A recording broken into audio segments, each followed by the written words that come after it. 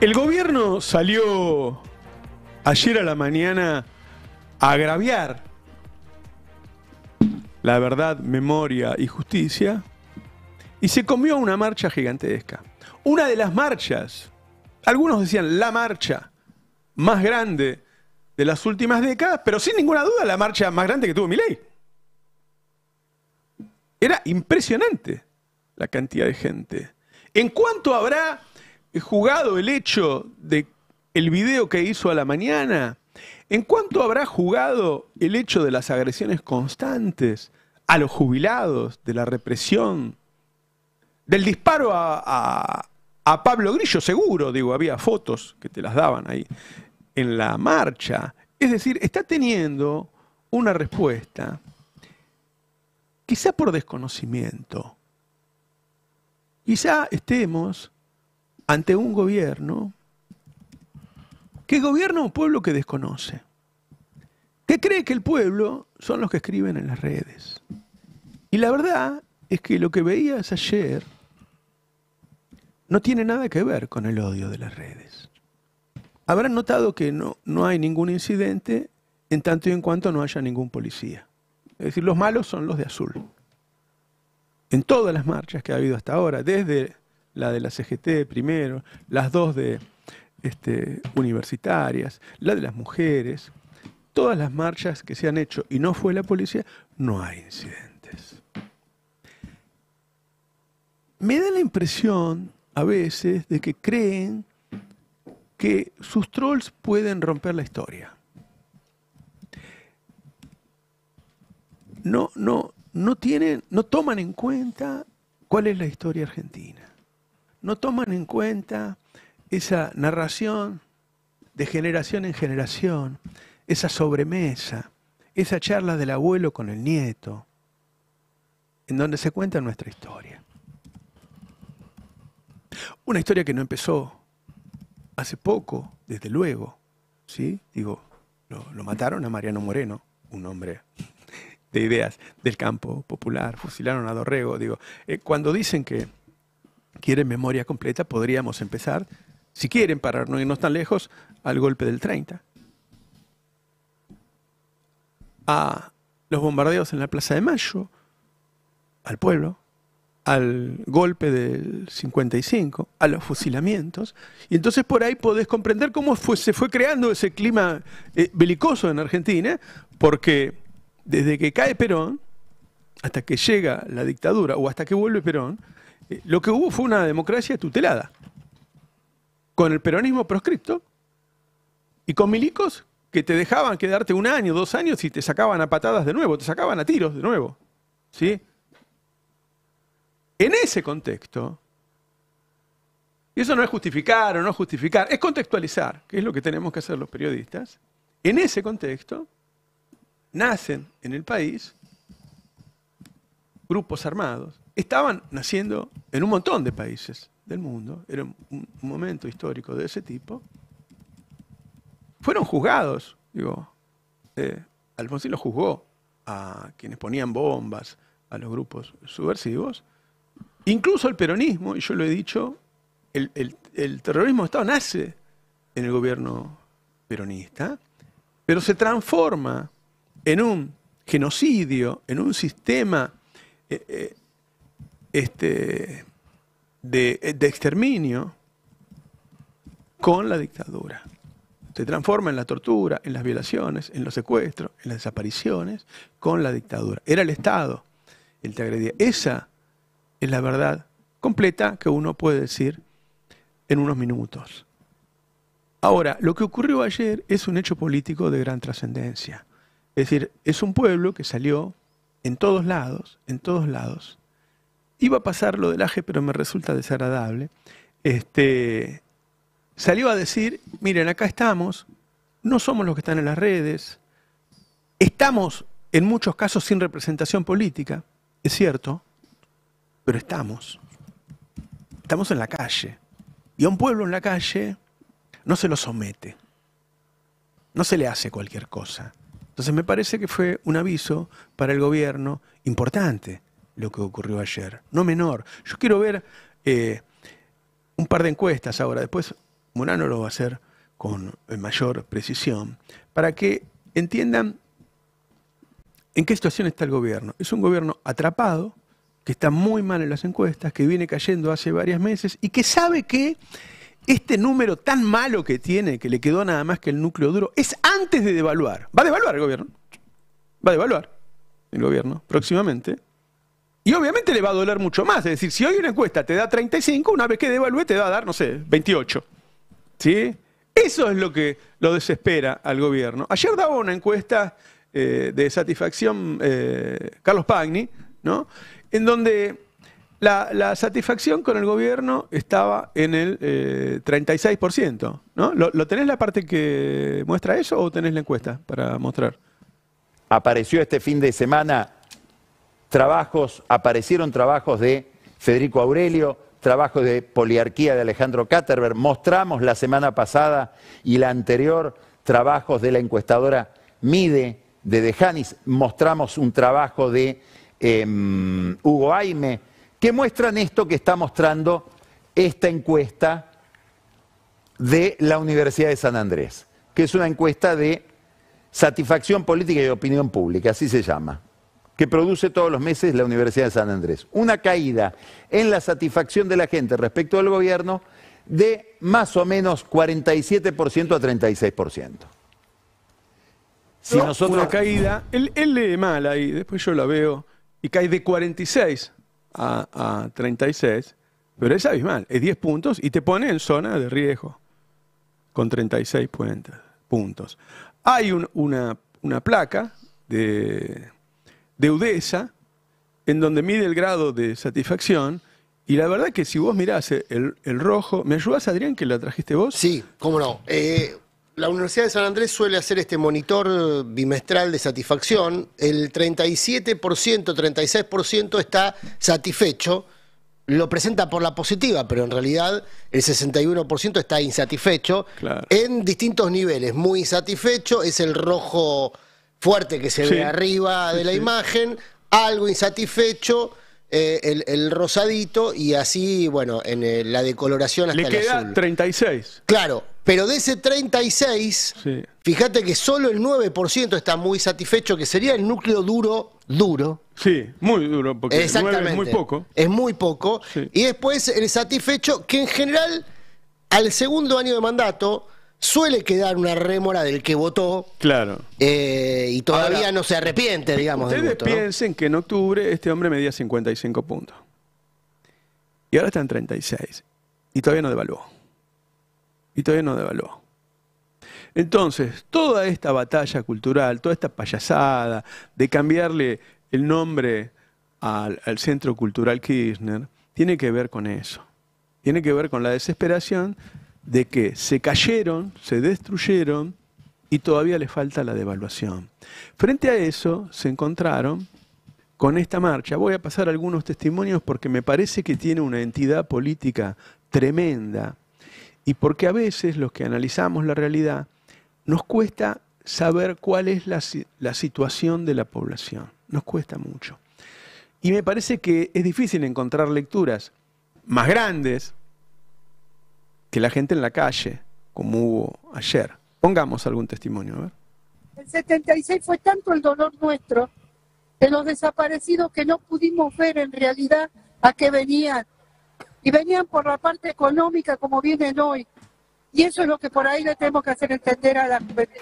¿A dónde vayamos iremos a buscar?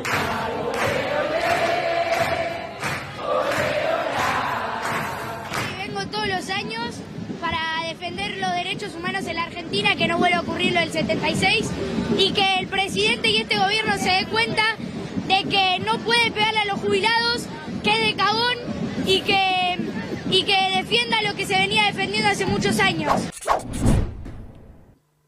Bueno, esas marchas, pone los paños. Siempre la cantidad de gente que vaya y el tono es marcada, desde luego, por el grado de oposición que hay al gobierno. Las marchas se hacen siempre, se hicieron durante todo el kirchnerismo, ¿sí? Ahora, la cantidad y el tono depende de quién tienen enfrente. ¿Y a quién tienen enfrente? A un gobierno que la semana pasada declaró el estado de sitio sin declararlo en la ciudad de Buenos Aires, en la que te bajaban de los colectivos y te palpaban de armas, en donde te pedían documentos, en donde no podías pasar determinadas zonas, no podías ni llegar a tu casa, en donde te bajabas del tren y había altoparlantes que te amenazaban, y había carteles que te amenazaban. Es decir, sabe que está otra vez en peligro. Yo marqué recién el llamado que me hizo el jefe de gabinete anoche, que yo tomé como un apriete, en el marco de un gobierno que hasta ahora no lo había hecho, por lo menos conmigo, porque me parece que el gobierno está muy nervioso, porque no sabe qué hacer con esto. Otro gobierno que esté acostumbrado a este tipo de cosas, la surfea. ¿Sí? Dice, bueno, hay momentos buenos, hay momentos malos. Ellos no.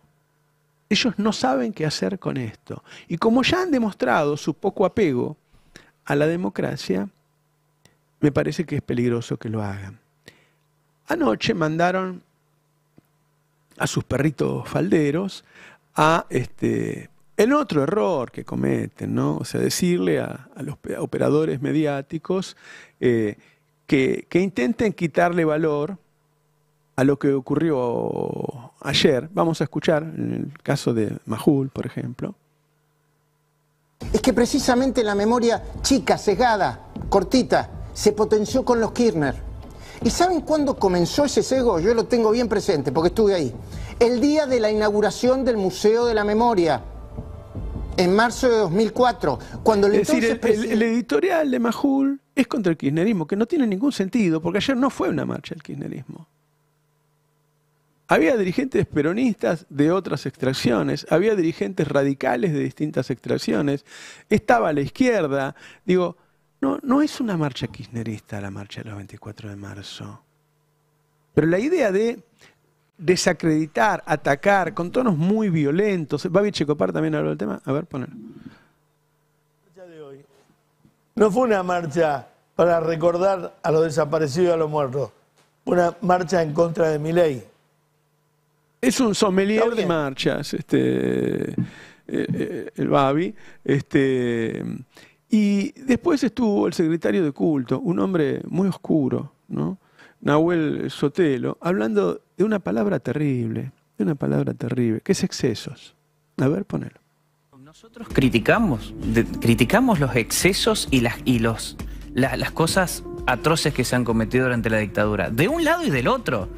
Y cuando nosotros hablamos de la historia completa... Secuestraban a una persona, ¿no? Una persona por el solo hecho de ser delegado, obrero, se lo llevaban de la fábrica, lo torturaban, le ponían electricidad en los genitales, le ponían cosas en el traste, los ataban y los estiraban, le hacían de todo tipo de vejaciones durante meses y meses, y estos tipos le llaman excesos. Ahora, ellos se animan ahora a decir esas cosas, que son palabras que yo no escuchaba hace mucho tiempo. Hace mucho tiempo. Y entonces a mí me parece que este gobierno, que es oscuro, en un momento en que se pone nervioso, a mí, yo se lo he dicho a funcionarios, me dice, pero vos decís que somos fascistas. No, yo digo que se corre el peligro de que ustedes se radicalicen. Viven amenazándolo, la verdad que viven diciéndolo. Ahora, uno puede decir, están mal, están hechos mierda. Además van a devaluar. No saben cómo reaccionar y cometen errores. ¿Y qué hay del otro lado? Porque yo sé que existe la ilusión, la fantasía de mucha gente que un día de estos, este hombre se va, ¿no? Y llega en un caballo blanco, el príncipe que nos va a salvar, y está todo arreglado. Y la verdad que lo que uno está viendo, que el campo popular está todo roto, que el gobierno, que el peronismo vive en una interna interminable, que por momentos se profundiza, que se unen dos grupos para atacar a otro, y como ahora vienen elecciones y se están peleando por las internas, eso se calienta más. Ayer, en esta marcha a los 49 años, nos falta uno para llegar al medio siglo. Con las madres y las abuelas que todas tienen más de 90 años, están en silla de ruedas. Ante un gobierno que reivindica la dictadura, Moreno fue a atacar. En la marcha, en vez de ir a renegar del gobierno y de la dictadura, atacó por un lado a Kicillof y por el otro lado a Leandro Santoro. A ver, ponelo, veámoslo.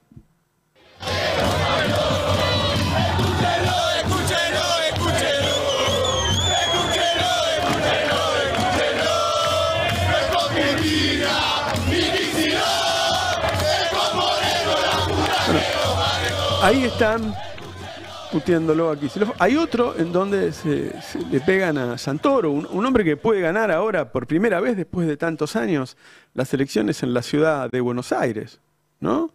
A ver, ponelo.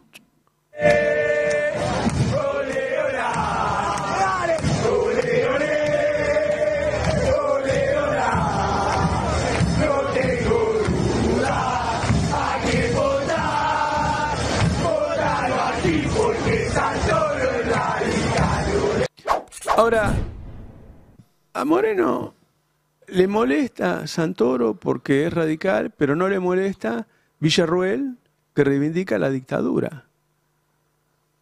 Santoro quiere peronizar a Villarruel, pero no acepta que Leandro Santoro sea parte de un frente. Es decir, puede aceptar a quien reivindica a Videla, pero no puede aceptarlo a Santoro porque es radical. Ponelo a Moreno reivindicando a Villarruel. También lo que se hablaba era que quizás con Victoria Villarruel, bueno, ella reivindica cierto sector militar que fue el que después, bueno, protagonizó. Bueno, preguntáselo a Villarruel, preguntáselo a ver si es verdad. ¿Alguna opinión de ella? Tiene futuro, no tiene presente. ¿Es peronista? Eso lo veremos con el tiempo. Nosotros vamos a hacer el esfuerzo para peronizarla. Estuvo mal Cristina cuando negó la posibilidad de que alguien se haga peronista. Bueno, todos tenemos que esto es su problema. Esto no es, viste, el peronismo siempre tuvo una izquierda y una derecha, pero por momentos se vuelven extremos. Bueno, esto, un hombre que va a agredir en una manifestación, es un insulto a las madres. En una manifestación llena de amor, con gente, con ancianos, con niños, porque van las familias, y él arma esa patota y va a agredir. Yo ni siquiera sé por qué va, porque si él reivindica a una exégeta de dictadores, de genocidas, no sé qué hacía ahí. Pero la verdad, a mí no me interesa y tiene que existir y siempre va a existir la izquierda y la derecha en el peronismo. Ahora, esto te habla de que ante un gobierno muy debilitado no hay una alternativa hoy en la Argentina. ¿Y sabés qué? Para una democracia, que no haya alternativas. Porque vos podés decir, no, pero sí, a mí me gusta Grabois o Santoro o Kicillof. Sí, pero están en guerra. Están en guerra. No se puede gobernar así. No se puede gobernar así. Entonces, eso se tiene que ordenar pronto. Eso se tiene que ordenar pronto. Porque estamos ante un gobierno muy caído, que no sabe cómo reaccionar, que tira manotazos de ahogado. Por eso la agresión de Franco de ayer a mí. Pero del otro lado, está todo mal. Buen día. Roberto, Buenas. Roberto, me permitís dos cosas de la marcha de ayer. Yo voy desde que tengo 14, 15 años en la marcha y ayer me sentía realmente mal, fui igual, porque me pareció que era una marcha especial. En la previa, ¿no? Por cómo venían las convocatorias, el hecho histórico que fuese una marcha unitaria. Quizá no se le dio debido valor a eso, pero hace 20 años que la marcha estaba fraccionada. Sí, claro. Hace 20 años. Fue un hecho muy relevante que se hiciera una marcha unitaria. Por supuesto, después el documento que leyeron Estela, Tati y Pérez Esquivel. Bueno, todo confluyó en una manifestación histórica. Por el hecho de ser unitaria, y ahí hay un mérito de los dirigentes que lograron esa unidad, una unidad que se verificó en una acción que tuvo una consecuencia directa muy significativa, que es la de galvanizar el nunca más en los nietos de los hijos. Vos sabés que ayer me pasó esto. vi por primera vez, no porque no estuviesen antes, sino porque los vi como protagonistas, a la tercera, cuarta generación del Nunca Más. Claro. Nosotros O sea, a un integrante cuando. Claro, vino, son nietos de hijos. están las abuelas, las madres, los hijos y ahora los nietes. Bueno, mi nieta, que va a cumplir 4 años, ya canta la canción esa del cuentacuéntico, qué sé yo, de los pañuelos blancos. Hay una versión ahora con León Gieco. Bueno, eso es muy... Che, mándenme la ruta del piso, por favor. Eso es muy, muy importante, porque ese es el futuro del Nunca Más. Es pasar Es la decir, posta. exactamente. Y es el límite vertical que tiene el gobierno en su pretensión negacionista. El límite vertical que tiene el gobierno en su pretensión negacionista, por más que gaste una fortuna en los videos de Laje, en hacerlos, en difundirlos y demás, el límite vertical son esos miles de pibes, la mayoría de ellos con ideas diversas, con identidades políticas diversas, dando una lección que muchos adultos todavía no terminamos de incorporar, que es que hay un camino que es pluripartidario, que es transversal, que es el camino de la memoria, la verdad y la justicia, que es el legado de madres y abuelas, que ya quedan poquitas. Ese es el otro dato que me quedó de ayer. Ya quedan poquitas. Entonces, madres y abuelas necesitan, primero, de ese trasvasamiento generacional para que su legado siga vigente. Y ayer creo que eso se verificó en la calle. Así es. Y después, vos decías marcha histórica por el volumen. Mirá, mi recuerdo de una marcha histórica por el volumen es la de el rechazo al indulto. No sé, se habla de 1 millón de personas.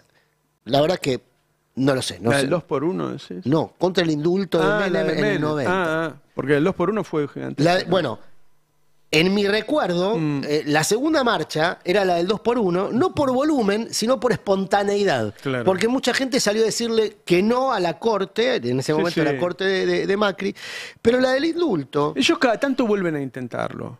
Claro. ¿No? Porque el 2x1, ¿qué fue? ¿2017? 2016, por ahí. Y ahora estamos en 2025 y los tipos, es decir, 8 o 9 años después, vuelven. ¿no? Vuelven a la carga. Ese es el punto. Fíjate el núcleo de poder que hay atrás de eso, porque reivindicar a la dictadura es reivindicar el plan económico de la dictadura. Entonces ellos necesitan reivindicar eso. Entonces hay un núcleo de poder que vuelve y vuelve y vuelve. Y ayer la marcha le dijo, sí, pero mira, somos más, ¿ves? Mira todo lo que somos. Y aparte se pone en valor que no solamente fue una dictadura militar, como hay un sector bien pensante que insiste en calificar o caracterizar como una marcha, una dictadura militar, sino que se pone en valor que fue una dictadura genocida cívico-militar con pretensiones de instalar de manera estructural un plan económico, y eso los pibes lo saben. Mi abuela decía, la gente sabe.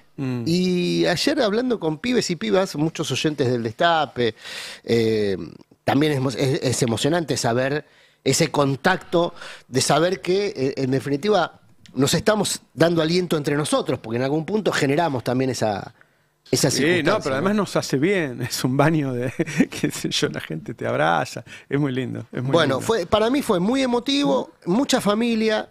En mi comparación histórica, esto es absolutamente personal, la del indulto fue una manifestación extraordinaria que derivó en una enorme decepción, que fueron las marchas vacías. Nadie se acuerda de eso. Pero después de ese 1 millón de personas, durante años la plaza hubo una estaba, frustración. Exactamente, estuvo vacía hasta que se recompuso. Más Menem trabajó la indiferencia y no existía el tema. ¿Y saben qué frase me quedó de aquel entonces? Que lo imposible solo tarda un poco más. Bueno. Esa frase se acuñó en aquellos años de soledad, de las rondas, todavía no se le decía marcha, se le seguía diciendo rondas a la marcha de las madres. Estábamos muy solos, por eso todos esos que dicen, no, porque los Kirchner en realidad no les interesaba el tema y lo usaron políticamente. La verdad, yo no sé si eso es así, no me interesa por qué razón los gobiernos hacen cosas buenas. Lo que sé que fue fantástico, porque habíamos quedado muy pocos y fueron los Kirchner los que otra vez llevaron a que seamos muchos. Ahora quiero que me des las encuestas porque todos nos quedamos ayer, no sé si asombrados, digo, cuando van apareciendo cada vez más encuestas que dan caídas tan grandes, es decir, el presidente medía 55 puntos, en un momento bajó y medía 50, después 45, y ahora empiezan de distinto tipo, viste que la pregunta la haces de una manera o de otra, qué sé yo, pero que el tipo aparezca en 35 o 36 puntos, repito, antes de evaluar. O sea, la evaluación lo va a agarrar en esta debilidad, Me parece muy fuerte. Bueno, es una encuesta de la Universidad de San Andrés, que es un monitor bimestral de satisfacción con el gobierno. Lo hacen desde hace muchos años. Tiene el valor de la comparación, de que se usa el mismo método, claro, y entonces te permite comparar con escenarios anteriores. Vos dabas recién una de las placas, la que tenemos como primera placa. Si quieren, seguimos el orden. Solo para repasar estos datos gruesos, el 36% está satisfecho con la marcha general de las cosas, el 61% está satisfecho y ahí está discriminado la intensidad de la insatisfacción y la satisfacción, y después por edades. O sea, ideas solo políticas. el 36 está satisfecho. Solo el 36. Solo el 36 uniendo algo satisfecho con muy satisfecho. Pero el 36 es... bueno, consecuente con el núcleo duro, no el núcleo duro de Milei, sino con el núcleo duro antiperonista, que es lo que se decía mantiene Ari en el recién, tiempo, no claro. sabemos si son los jóvenes que los votaron en las PASO de la primera vuelta, por ahí son los antiperonistas más fuertes. ¿No? Si uno sigue la trayectoria electoral de la Argentina, desde la aparición del peronismo siempre tenés un 30-35% de voto antiperonista. Bueno, Ahora, me tengo un rato ahí lo uno con lo último que dije en la editorial. Para que se dé vuelta eso y realmente termine, se quede con los 0 votos que debería tener Milei, Sí. tiene que haber algo del otro lado. Bueno. La gente votó a Milei, a este esperpento, huyendo de las peleas que hubo durante 4 años de ese gobierno que así le iba, ¿no? Y cuando mira ahora, ve lo mismo. Y ellos lo saben, ¿eh? ¿Pero lo O sea, saben? Milei cuando... Sí, lo saben. Milei cuando ganó dijo, el 54% me votó a mí, el 56%. Ellos saben perfectamente que no es así, que hubo gente que se esperanzó en ellos, pero en contraposición a que las otras dos opciones eran Patricia Bullrich, o sea, Macri, o Massa, que era el ministro de Economía, el 200% de inflación. No había mucha opción. Sí, pero el O sea, lo votante saben. de Milei mantiene todavía, está en la nube de palabras, la expectativa positiva, la esperanza en Milei. Ahora, lo que no está satisfecho con los resultados, y entonces ahí empieza a darse un juego Claro, está muy bien. Claro. de tiempos, de cuánto pasa para que esa insatisfacción se transforme en enojo o en reproche. Quiero mostrar este segundo gráfico, que es el que vos mostrabas ahí en el informe de Pagni, porque se ve la línea de tiempo. Este es interesante por la comparación. Milei todavía mantiene, en comparación con el gobierno de Alberto Fernández, sobre todo con el segundo año, hay que comparar el mismo tiempo político, digamos, alguna ventaja, pero sobre todo porque no pasó el tiempo. Fíjate que la curva es más o menos parecida y arranca de más abajo. Nunca generó la expectativa positiva que había llegado a generar. Si podemos Bueno, mantener porque el lo de gráfico. Alberto fue raro porque llega al 80% en marzo, abril de 2020 por la pandemia. ¿no? Y es la caída vertical Claro. que se ve después. Milei no llega a eso, pero tampoco llega a los niveles de Macri, ¿eh? Ujú. La imagen que se ve en la línea, antes de la primera línea punteada, Sí. es el gobierno de Macri. Esto para quien está viendo Claro. el electro, digamos. O sea que Milei nunca generó tanta expectativa como Macri y está llevando más o menos el mismo recorrido que Macri. Esto es muy interesante y lo vas a ver mejor en la próxima placa, que es la placa 5, donde, perdón, es la placa 4, donde ves el porcentaje de aprobación al gobierno. Mirá, el porcentaje de aprobación al gobierno bajó del 45, lo que vos marcabas antes, 9 puntos respecto a la medición anterior, bimestral son las mediciones. Sí. O sea que es una caída muy significativa y ya refleja el Todas impacto, le- entre otras cosas, del CryptoGate. Todas le están dando esos 10 puntos de caída, que es un montón. Claro, y fíjate que acá se ve más nítido en la comparación con los gobiernos anteriores, cómo nunca alcanzó picos muy significativos, pero sí empieza a tener el recorrido descendente de los otros. Más Claro, o menos eso- en el mismo periodo. Eso es lo que nosotros advertíamos cuando veíamos hace un año encuestas que decían Milei mantiene el 50%, el 55%, y decíamos que lo normal para un presidente en sus primeros 6 meses, 12 meses de gobierno es pegar un pico que llega a 70, 80 y que Milei nunca lo tuvo. Nunca, o sea, tiene un techo que es ese 56% del balotaje. Sí. Después de eso le cuesta muchísimo avanzar en Pero ese. vean Porque que en cuando este- vos piso ves las positivo, nubes de ¿no? palabras opositoras a Sí. Milei, son palabras muy fuertes. O sea, Asco es la principal. Claro, lo que despierta en los opositores es muy fuerte. La principal es asco. Bueno, esto es interesante porque Milei tiene poco recorrido para recuperar y está perdiendo recorrido hacia al futuro, digamos, Claro. porque está en línea descendente. Quiero cerrar con este. que es el gráfico de los principales, el gráfico del desempeño de los poderes, el gráfico 3, porque está directamente relacionado con lo que vos decís. Bueno, y la alternativa, Claro. o sea, ¿qué consideración tiene la sociedad, la misma sociedad que empieza a reprobar al gobierno de Milei, qué consideración tiene del resto? Y acá, si bien no marcamos imagen de otros dirigentes, sí, vayamos otra vez arriba a la formulación de la pregunta. El 31% de los encuestados está satisfecho con el desempeño del Ejecutivo. Es decir, incluso se marca menos satisfacción que la satisfacción que se medía cuando solo se ocultaba al gobierno. Ajá. Cuando ocultás a otros poderes del Estado, baja un poquito más, pero sigue siendo el más alto. 16% es la satisfacción con el Poder Judicial. Bueno, se me fue justo el enunciado. 12 y 13, no, 14 y 13. 14 en el Senado y 13 en diputados. Claro. Estos últimos dos son lo que Milei denomina la casta y muchas personas denominan como casta.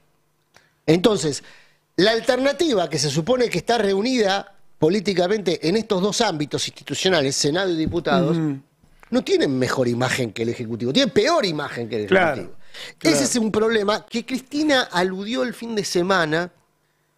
Entiendo yo también empezando a trazar la estrategia electoral. Cristina en el encuentro educativo dijo, hay que asumir que muchas personas nos ven como casta porque nos hemos comportado como casta y entonces tenemos que revertir no la imagen, sino el comportamiento. Cristina, y ahí yo veo una dificultad. Cristina tiene que definir un discurso, porque este discurso, es decir, bueno, nosotros convalidamos esa creencia de que los empleados públicos son privilegiados, lo convalidamos porque tienen estabilidad, lo convalidamos porque faltan y no les decimos nada, y qué sé yo, hagámonos cargo de lo que hicimos. Y la verdad es que, primero, estabilidad los empleados públicos tienen en casi todo el mundo, no es un invento argentino. Los empleados públicos han sido muy maltratados, ganan 2 pesos, ¿por qué tienen estabilidad? Porque es un trabajo muy importante del Estado. Yo entiendo que a vos desde hace muchos años te dicen que el empleado del Estado es una porquería. El empleado del Estado, todo el resto de la economía gira alrededor del Estado. Todos los ciudadanos giramos alrededor del Estado. Lo que uno podría, en todo caso, poner en tela de juicio, y lo hizo el kirchnerismo también, es cómo contratás. ¿Qué sistema de selección tenés? Pero empezar, un día le pegás a los maestros, otro día les pegás a los empleados públicos, para subirte a un discurso que es una marea que hoy está en parte de la sociedad argentina, no me parece que sea me parece a mí. Yo no la califiqué, yo dije me parece que empieza a trazar la estrategia narrativa de la campaña que viene. Está bien. No la califiqué. Coincido con vos en el que parece que es una estrategia peligrosa. Hay una continuidad con lo que pasó en los últimos 10 años, que es presentar candidatos de derecha. Ahora se le suma un discurso que tiene trazos de derecha para adaptarse a un tiempo que está existiendo en el mundo, es cierto. Ahora, uno puede tener esa estrategia o puede sostenerse en una posición como se sostiene Graboy, Axel, qué sé yo. No, miren, como dijo Alfonsín, si todos ustedes se vuelve de derecha, prepárate para perder elecciones, yo no me voy a volver de derecha. Y si no tenemos anclas importantes, si ellos deberían ser como el palo de Ulises, donde vos tenés que tener un lugar donde agarrarte y que no me lleve el viento. Es compatible con el candidato que vos planteaste ayer, ¿eh? Si vos vas a plantear un candidato con esas características, el sustento narrativo tiene que tener esas características, digamos. Yo lo que creo que... Ya terminó. Lo que creo... Yo ayer dije, yo creo que va a ser Massa el candidato. Massa no lo dice, pero nunca te lo va a decir. Me lo ha dicho... ¿Qué? A primer diputado nacional. ¿En la provincia de Buenos Aires? Yo creo que sí. ¿No Cristina? No, Cristina no. Y a mí me parece que... No sé si la palabra está bien, me parece que tiene buen sustento argumentativo, porque el tipo perdió por 2 puntos las elecciones. Entonces no tiene sentido que haga la gran Scioli y desaparezca. Lo que tiene sentido es que vaya ahí y juegue y lo intente de nuevo pronto y que vaya por el presidente. A mí me parece lógico que lo haga. Lo que digo que marca una línea, una continuidad en las elecciones de Alberto. Y por último, ¿qué creo yo? A mí me parece que este es un tema trascendente para que hablemos en algún momento. El peronismo tiene que tener una interna, tiene que terminar de estos secretos que no sabemos qué están hablando y cómo van a decidir, y cuando se ponen de acuerdo, en qué términos se pusieron de acuerdo. Y si un liderazgo tiene 20 años y es cuestionado como es cuestionado hoy, tiene que ir a una interna y ganarla. Entonces, si hay, no sé, poner que está Kicillof, está el candidato de Cristina, y no sé, si querés puede ir a buscar un candidato del centro del país, que el peronismo lo tiene regalado hace muchos años. Bueno, el que gana es el nuevo líder del peronismo. Si gana el candidato de Cristina, seguirá siendo Cristina la líder del peronismo. Y si no gana otro, y está convalidado, y si a los 6 meses Cristina hace un discurso en contra de ese presidente, la gente va a decir, bueno, está bien, tiene todo el derecho a decirlo, pero no es el gobierno de ella. Es distinto, no le está pegando un raspón, ¿entendés? Es alguien que perdió. Y si ganó, bueno, irá su candidato y los demás. Ahora, si vos lo que vivís es esta agonía de internas constantes, generás un desgaste y generás una imagen hacia la población de que vos no vas a gobernar bien. Entonces tiene que haber una definición de liderazgo. Por ahí tenés 20 años más de Cristina, puede ser. Pero si no es así, el que llega no puede llegar de un arreglo que nosotros no vimos, no sabemos de qué se trata, y que después cuando pasa un tiempo todos dicen, ah, no, yo no arreglé nada, no, vos dijiste una, no, yo dije otra. No, bueno, que haya una gran interna en su momento y se defina quién es el nuevo líder o quién sigue siendo la líder. Sí, yo quería retroceder un poco más porque me hace un poco de ruido esta idea de que hay 2 opciones solamente. O empezar a adoptar ciertos rasgos de la derecha, ciertos discursos de la derecha para mimetizarse, para robar votos que son gorilas mucho antes que de derecha y que no van a venir, o prepararse para perder elecciones. Creo que tiene que haber una tercera, que es encontrar una nueva formulación que permita proponer algo que te vuelva a ser mayoritario, que no necesariamente es lo mismo que te hacía mayoritario hace 10 años. Milei no ganó enfrascándose en las posiciones de Macri. Milei se dio cuenta de que había ahí 2 posiciones y buscó una tercera que lograba saltar por afuera de esa dicotomía. Me parece fantástico. Ahora, se supone que eso lo tienen que dar los nuevos. ¿Sí? Axel habló Axel habló de nuevas canciones. Sí. Yo no escuché ninguna todavía. Claro, falta el estribillo. Claro. Falta el estribillo que no puedas dejar de tararear. Sí, no, por supuesto. Entonces, pero no deja de ser un dato político que Cristina, como conductora del Partido Justicialista, lugar que obtuvo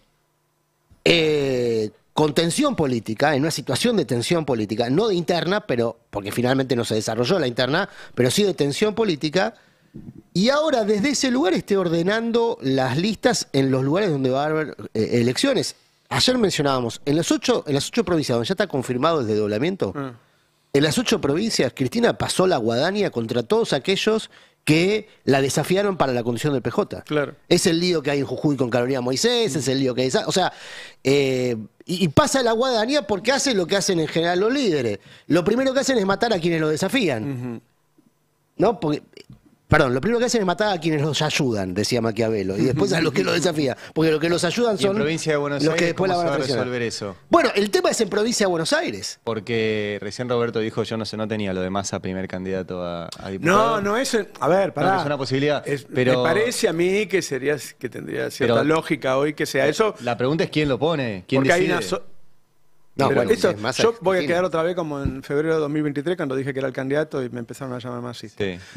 Yo lo que digo es que la sociedad entre Massa y Cristina se mantiene incólume, que es la principal sociedad política que tiene Máximo Kirchner, es Sergio Massa. Si además vos pensás que el tipo perdió por 2,5 puntos, que lo lógico es que quiera jugar, es lo que haría yo, entonces me parece que cierra por ese lado la candidatura. Más allá de que algunos lo dicen, él no lo dice, pero tampoco media hora antes que iba a ser presidente me decía que no. Centro Renovador. Sí, no, pero mi pregunta era quién va a decidir. Retomando el candidato de Cristina, ¿quién lo va a decir? Es lo que está ocurriendo. La cuenta que todo esto puede cambiar hoy a la tarde cuando abran los mercados. Claro, cuando termine la reunión del FMI, que en un ratito empieza a tratar el acuerdo con Argentina. Va a cambiar, ¿no? Va a caer más la satisfacción del gobierno, pero yo por eso quería mostrar la placa anterior. No crece la satisfacción con la oposición. Vamos a ver, porque todo va a depender de cuánto es la masa de dinero que le ponen a disposición, cómo la entregan y qué libertad le dan para utilizar. Lo que quiero marcar es esto, y me parece interesante esta encuesta, que se caiga el gobierno no implica que ascienda la oposición. Ahí hay un error conceptual de creer que esto es un juego de balanzas. No, no es un juego de balanzas. A la vuelta de la esquina está el que se vayan todos, no el entronizar a alguien. Hoy está el que se vayan todos. Se escuchó mucho eso en las dos movilizaciones de los miércoles, tanto la que hubo represión como la que no. Gritan que se vayan todos. Sí, claro. Se escuchó mucho, demasiado. Y hacía mucho que no escuchaba eso. O sea, yo lo escuché, pero igual mi pregunta anterior era si Kicillof puede aceptar que le pongan el primer candidato. No, pero Kicillof va a armar, desdobla y él arma la provincia. Acá. Pero los diputados nacionales por la provincia de Buenos Aires no debería intervenir. Mira, yo no soy Kicillof. Yo lo que te digo es que si desdobla la elección en la provincia de Buenos Aires, que se va a hacer en julio-agosto, el peronismo la va a ganar por paliza a Milei. En cambio, la elección nacional a diputados, la de octubre, si Milei va con Macri, va a estar peleada. Entonces, si yo fuera Kicillof, me ocuparía de la provincia y dejaría caerme en las listas nacionales. Pero igual es el gobernador. ¿Milei va con Macri? O sea, si se pierde la provincia uno tiene que imaginarse, ponele que hay, vamos a tomar como que ahora este jueves se decide que hay desdoblamiento y que entonces en distintas fechas van a estar las elecciones. ¿Cuál sería la lógica? Es que la lista de ahora de los legisladores provinciales la arma la lapicera de Kicillof y le entrega puestos a la Cámpora y a Massa, y la lista nacional la arma la lapicera de Máximo y le entrega puestos a Kicillof. Pero el que está en la punta de la mesa, en cada caso, es así. Es lo que uno está viendo, ¿no? Sí. Lo contamos acá hace rato, los intendentes decían la lista de cada municipio. La lapicera ni se la dieron para que la mire un rato. Nunca por la eso tuvo. Mi pregunta, por eso elegí la palabra, si Kicillof puede aceptar eso, si pretende ser el nuevo líder. Tiene un proyecto nacional que para eso necesita llegar a final de mandato, por lo menos con presupuesto, cosa que este año no tuvo. Eso no va a depender de Cristina. No, pero va a depender de la legislatura. No, pero la legislatura, o sea, hoy no le dan Kicillof mandó el presupuesto y sus legisladores, la Cámpora le tachaba esto no, lo otro no. Eso es, y bueno, viste, como nunca tuvo legisladores porque no le dejaron elegir, ahora él queda en manos de esto. Si puede aceptar eso de vuelta. Si quiere tener una proyección. Para la provincia entiendo que no. Yo creo que no puede aceptarlo. Mi respuesta a mi propia pregunta es que él no puede aceptar más eso. Si pasa de vuelta, le va a seguir pasando. Igual lo que yo marco, insisto, es que la desaprobación de Milei no se traduce en una aprobación de los opuestos. La desaprobación a Milei se traduce en una decepción con el sistema en su conjunto. Es decir, mantiene y profundiza la decepción con el sistema. No hay que circunscribir además el problema del peronismo a las diferencias que tienen ahora Kicillof y Cristina, porque me parece que es mucho más amplio. Vos para ganar las elecciones, vos no podés ser un partido conurbano. Vos para ganar las elecciones tenés que ser fuerte en todo el país. Y hoy todo eso es un desastre. Vamos. No se queden solo con Catamarca y Tucumán. Cristina agarró la jefatura del PJ y se fue a Santiago del Estero y estuvo al lado del tipo que le había dado la última votación a Milei.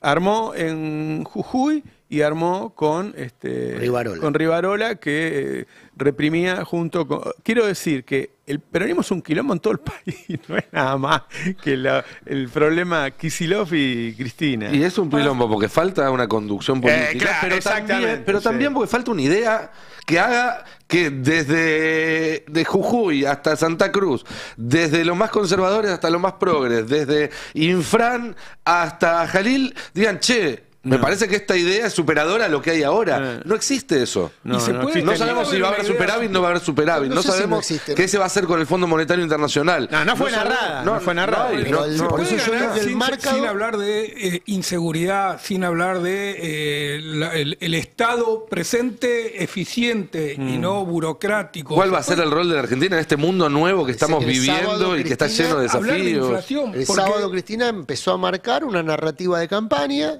Nos puede gustar más o menos, a mí no me gusta, pero es una narrativa de campaña que sigue el viento de época. Pero no está pensada para englobar a... No, está pensada para hacer campaña en el conurbano bonaerense, que es el territorio que le interesa hoy a Cristina. Para recuperar los votos que le llevó Claro, Milei. Es hablarle... A ver, hay una idea de que en Cuartel Noveno, y fijo la atención ahí porque en general se suelen utilizar algunos territorios como indicadores. Hay una idea para mí equivocada que en Cuartel Noveno hoy manda el segurismo en materia de política de seguridad, el segurismo, la mano dura, y que mandan las ideas de derecha en términos de reprocha la presencia del Estado por la vía del empleado público, incluso se reprocha el plan. Esa es la idea. Para mí es una idea equivocada, pero sobre todo porque hay que combatirla con argumentos. En un país donde consumíamos 72 kilos de carne por año y ahora consumimos 48, yo me preocuparía porque la gente se pueda comer un asado los domingos.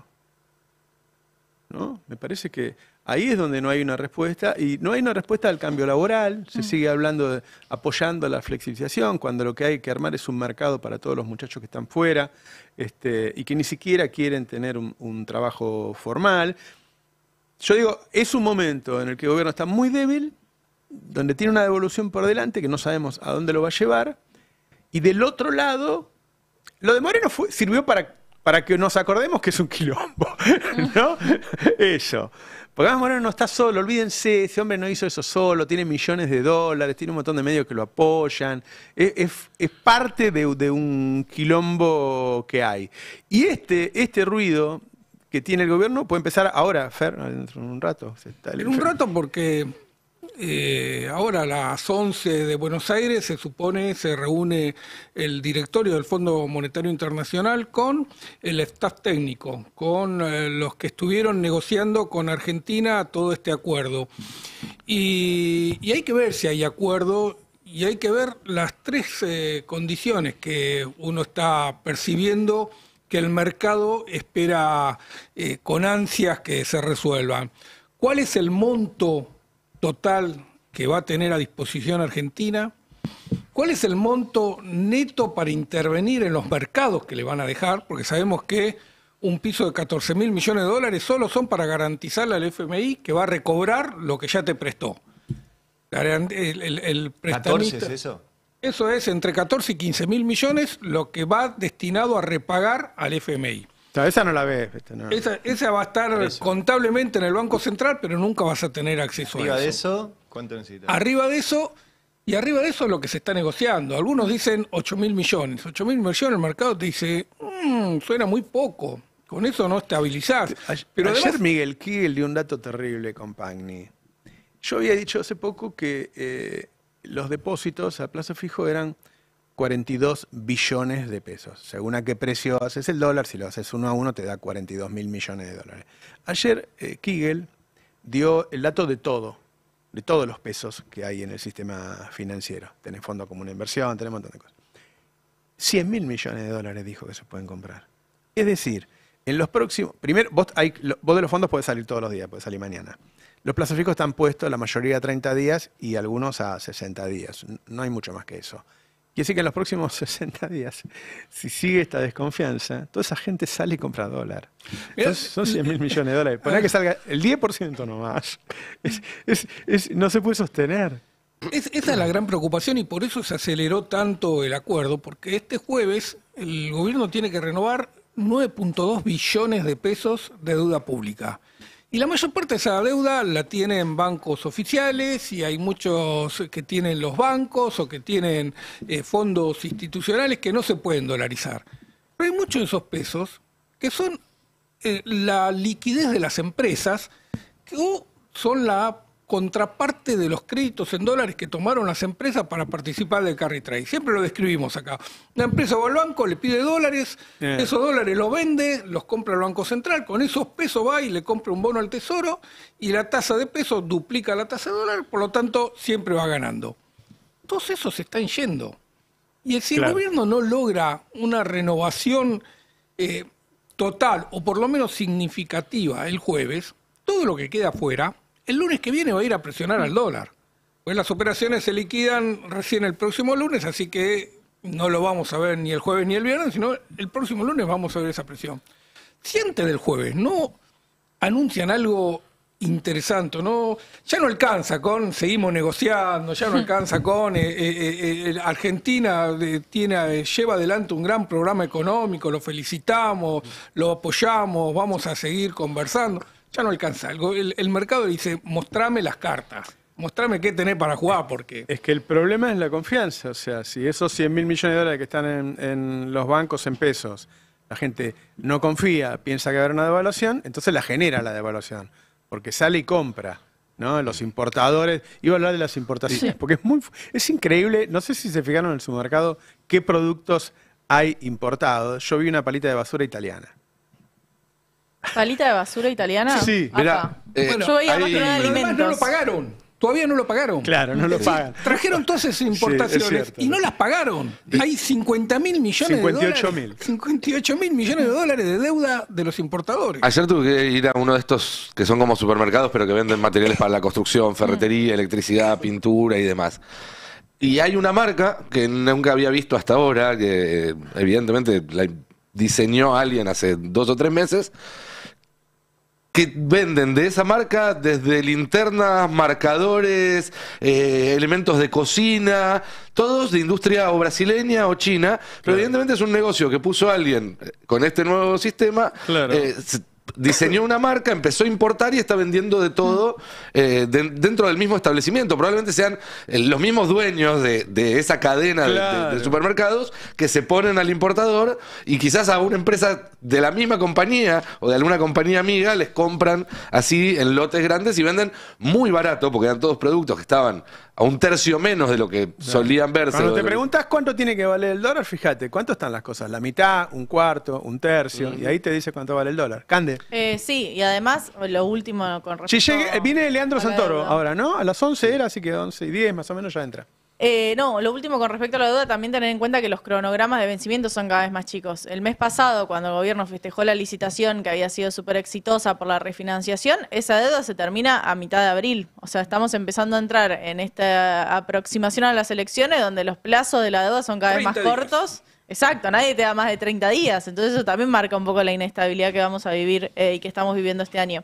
Pero yendo justamente a estas decisiones o daños autoinfligidos del gobierno, en la placa 3 tenemos esta noticia del Financial Times, que es un diario especializado obviamente en finanzas y que habla justamente de este boom importador que está teniendo la Argentina, sobre todo en el sector del supermercado. De hecho, la imagen es la imagen de un supermercado y el título dice, bueno, la Argentina está importando bienes mientras que Javier Milei hace fortalecer el peso. O sea, tenemos una estrategia cambiaria que hace que nuestro peso esté cada vez más fortalecido, valga cada vez más en el resto del mundo, mientras se abren las importaciones, entonces de repente vas al supermercado, yo vi atún de Ecuador, leche de Uruguay, no sé, granola de Chile, y vos decís, ¿cómo puede ser que la granola venga de Chile si somos un país productor de cereales? ¿Qué está pasando? Y Chile no. Y Chile no. Es el cereal argentino que viajó a Chile. Exacto, le pusieron chocolate y te lo traen acá. Materia prima argentina, trabajo chileno.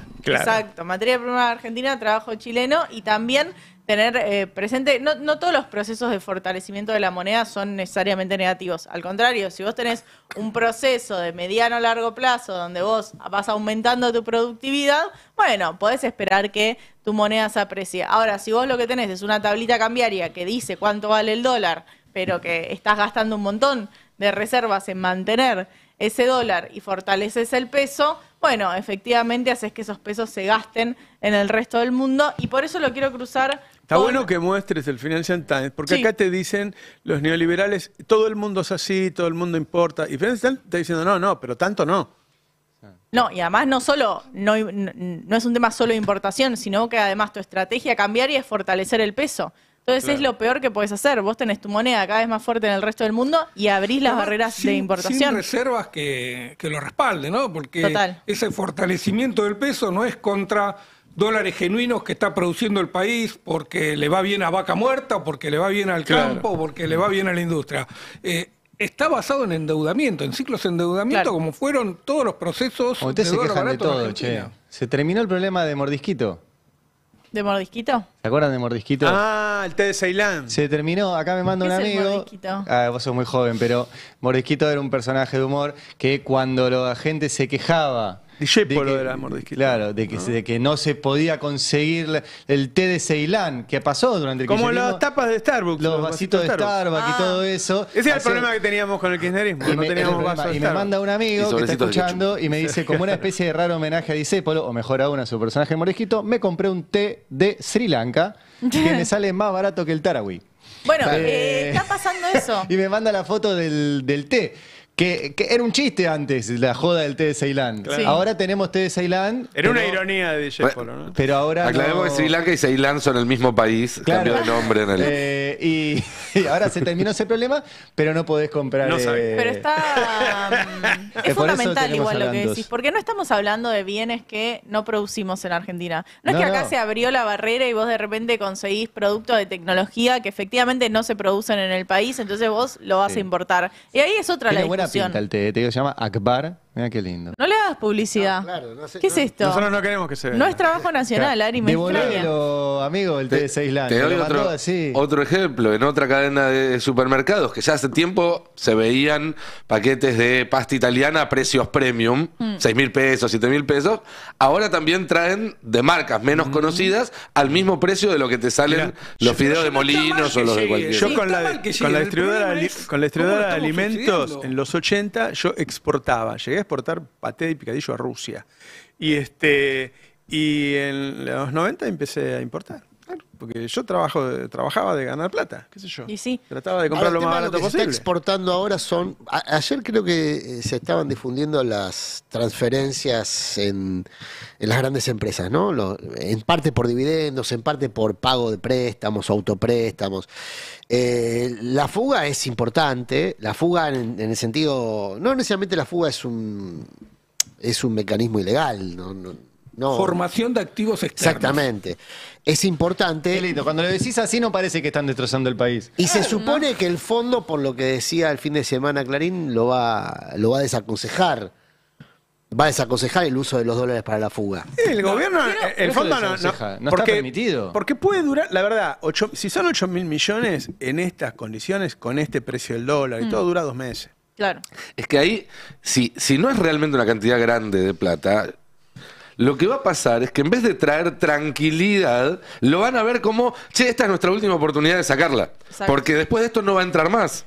El fondo no le Entonces presta al país, el fondo le presta a los que se la quieren llevar. Pero claro. Está trayendo dólares para Es que se como, la lleven. es como cuando está por cerrar el bar y hacen sonar la campanita y dicen pedí ahora porque si no después ya no te servimos más. Entonces van a ir todos a buscar sus dólares. Ahora, ayer me llamó la atención cuando lo vi a Kegel. Kegel es un hombre ortodoxo, obviamente, que siempre ha defendido gobiernos neoliberales.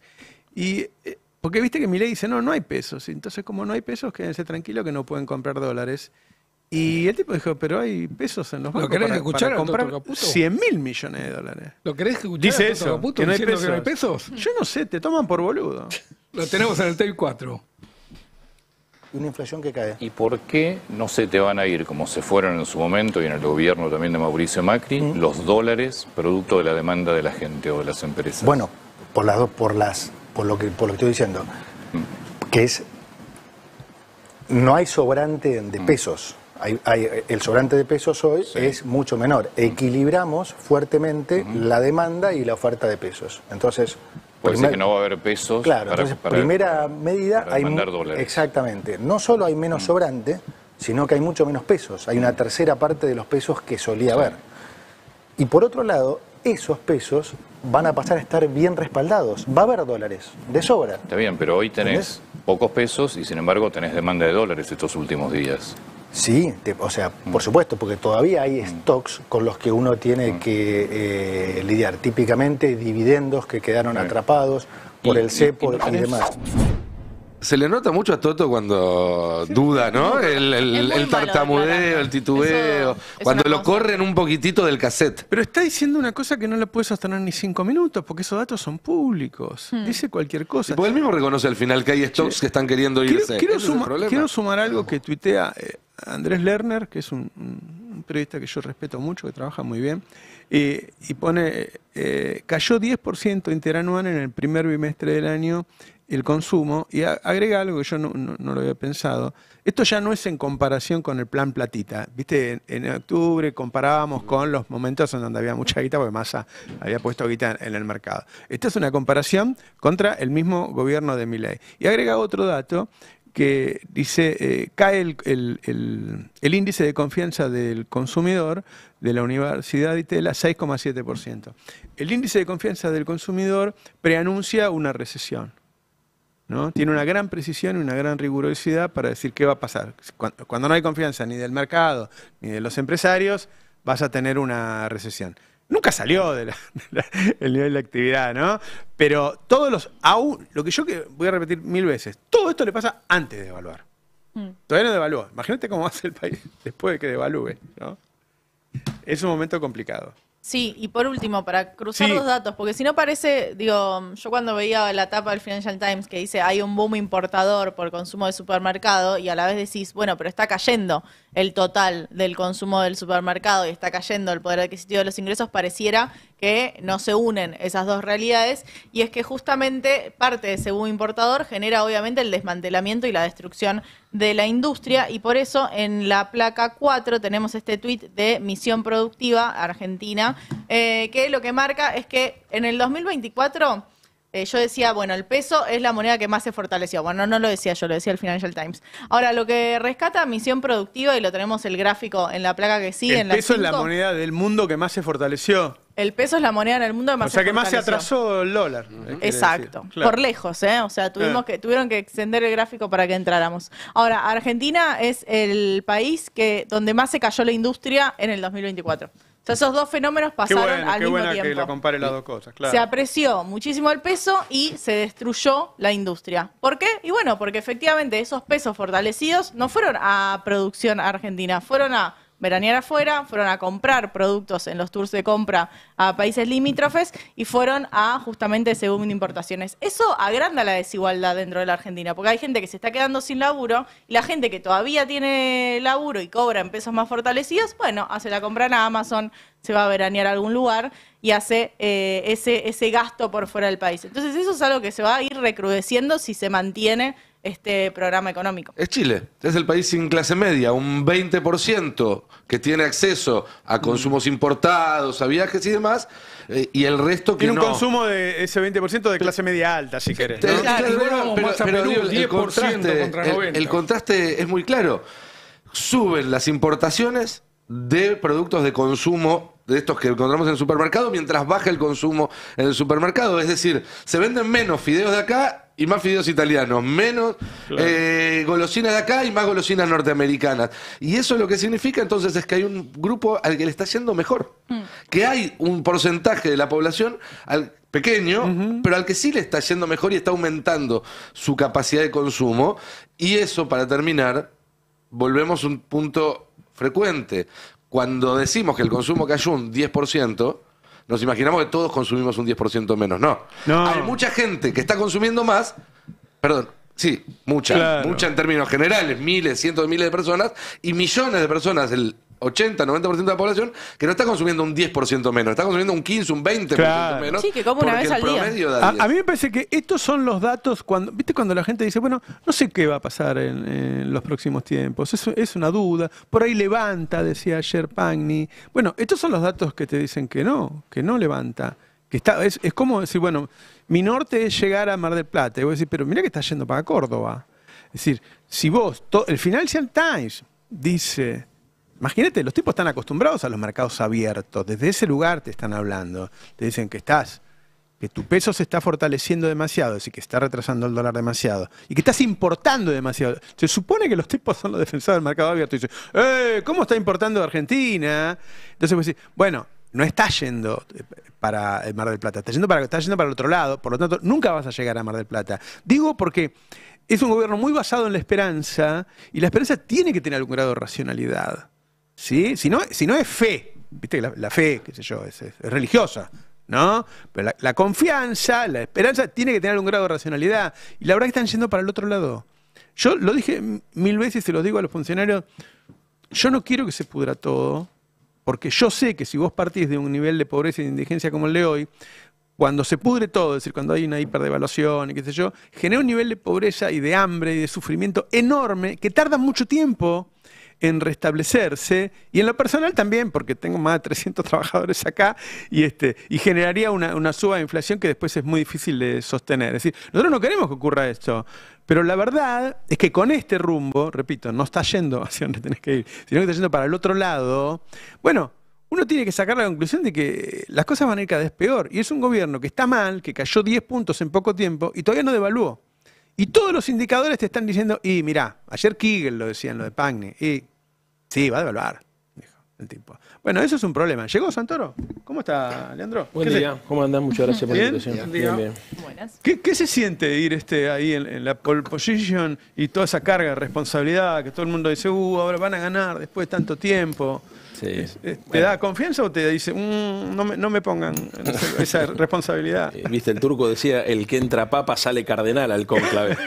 Así que vamos de a poco, sin exitismos y agradeciendo obviamente a la gente la confianza y eso, pero con responsabilidad. Que la derecha se dividió en muchas partes. Todavía no están armadas las listas, pero da la impresión de que van muy divididos. Sí. ¿Cuál es tu diagnóstico? ¿Por qué pasó eso? Porque uno, perdóname, ¿no? Pero uno dice, con semejante caja seguro se van a poner de acuerdo. No se pusieron de acuerdo. Bueno, justamente por eso, por semejante caja. Entonces, seguramente hay algo ahí que tiene que ver con el reparto de los negocios que están vinculados a la ciudad. Después que también se dio un fenómeno, ya el último año del gobierno de Larreta estaba muy marcado en la situación de abandono, la sensación generalizada de abandono, y el tiempo de Jorge Macri terminó de completar una sensación generalizada de fin de ciclo. Entonces hay actores que juegan dentro de la coalición de Jorge Macri que están más interesados en mostrarse como opositores que en mostrarse como oficialistas. Y con la ruptura que se dio con La Libertad Avanza, y la ruptura que se dio con Horacio Rodríguez Larreta, Macri creo que incluso está incentivando otras listas para que se empiecen a sacar entre todos. O sea, el gobierno de la ciudad incentiva también la fragmentación. Que a mí me gusta mucho lo de desdoblamientos porque nos da la oportunidad de hablar de ciertos lugares. O sea, la verdad, fundamentalmente los periodistas hablamos de política nacional, ¿no?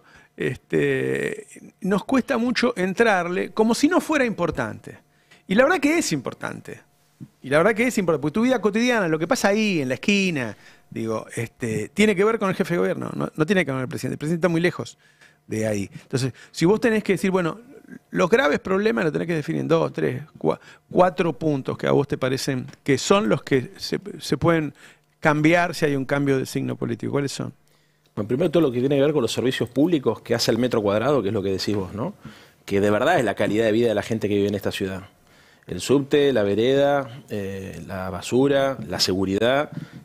Para todo eso, nosotros vamos a hacer una propuesta seguramente después de Semana Santa que le va a proponer a los porteños una mirada alternativa de la que viene proponiendo el gobierno de la ciudad.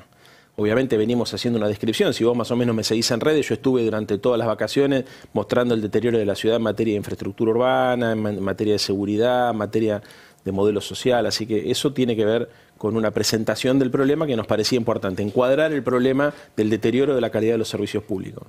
Después todo lo que ¿Te puedo parar ahí? Sí. Los servicios públicos. Es algo de que casi no se habla y a mí me pasa cuando los trabajadores del Destape te dicen, no, sí, está bien lo que nos dan, pero ¿sabes qué pasa? Subió tanto el transporte, fundamentalmente el subte, que eso me cambió toda la ecuación económica. Y es una restricción para ir a trabajar. Es decir, y me han dicho en algunos lugares que médicos, enfermeras, no van a trabajar porque dice que les sale más caro el transporte. Y es un tema de que casi no se habla. Sí. Bueno, ahí tenés un tema, pero después tenés todo lo que tiene que ver con la planificación urbana, que en los códigos del PRO tradicional son los negocios. Los negocios inmobiliarios vinculados a la venta de tierra pública, el código urbanístico, inclusive los distritos económicos, que son lugares donde con incentivos fiscales, en lugar de buscar que se desarrolle la economía, generan condiciones de negocios inmobiliarios para los amigos del PRO. Eso es como un tema que en este barrio pegó mucho, ¿no? Todo el tema del código urbanístico, de la construcción descontrolada, de la venta de excepciones para que los tipos en un lugar donde podían construir 3 pisos puedan construir 14 y todo eso. Se planteó muy bien en la campaña y es el segundo tema. Y después todo lo que tiene que ver con el modelo social y el modelo económico productivo. Vos recién decías, el jefe de gobierno tiene que ver con lo inmediato, sí, pero también tiene que ver con la posibilidad de crear oportunidades y con la posibilidad de darte una mano si te pasa algo. Y esas dos dimensiones están ausentes en el debate de la ciudad. Nadie que tiene una buena idea se imagina al jefe de gobierno dándole una mano con algún financiamiento para poder crear una empresa, para poder llevar adelante un proyecto o un emprendimiento. Cosa que sí pasa en otras provincias de la Argentina, ni siquiera te digo capitales del mundo. Y tampoco, me parece que tenemos la sensación los porteños de que si vos tenés un problema podés ir a golpear la puerta al gobierno de la ciudad que te lo va a resolver. O sea, el PRO transformó el gobierno de la ciudad en un lugar donde vas cuando no tenés problemas. Si tenés problemas, ahí no vas. Como los bancos. Sin embargo, fue muy votado. Sin embargo, tuvo 2 gobiernos de Mauricio Macri, 2 de Larreta y ahora otra vez hay un Macri. ¿Por qué?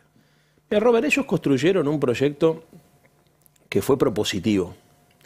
Yo he dicho muchas veces que tanto Mauricio como Néstor fueron los 2 tipos que mejor entendieron la crisis del 2001 y rearmaron sus espacios políticos leyendo los cambios sociales, en la subjetividad, en el mercado de trabajo, en las expectativas de la sociedad. Entonces, Macri interpretó que el porteño tenía aspiraciones que el peronismo no lograba de alguna manera expresar o no las expresaba como él creía que había que expresarlas en la ciudad de Buenos Aires.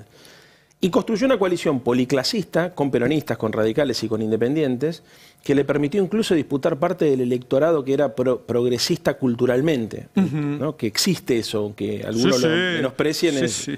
Es un sector importante que muchas veces fue el que le dio la posibilidad de gobernar al radicalismo, otras a Ibarra. Digamos, y bueno, ese electorado termina incorporándose al PRO cuando ellos definen una identidad propositiva. Ellos eran pro crecimiento, pro inversión privada, pro eficiencia.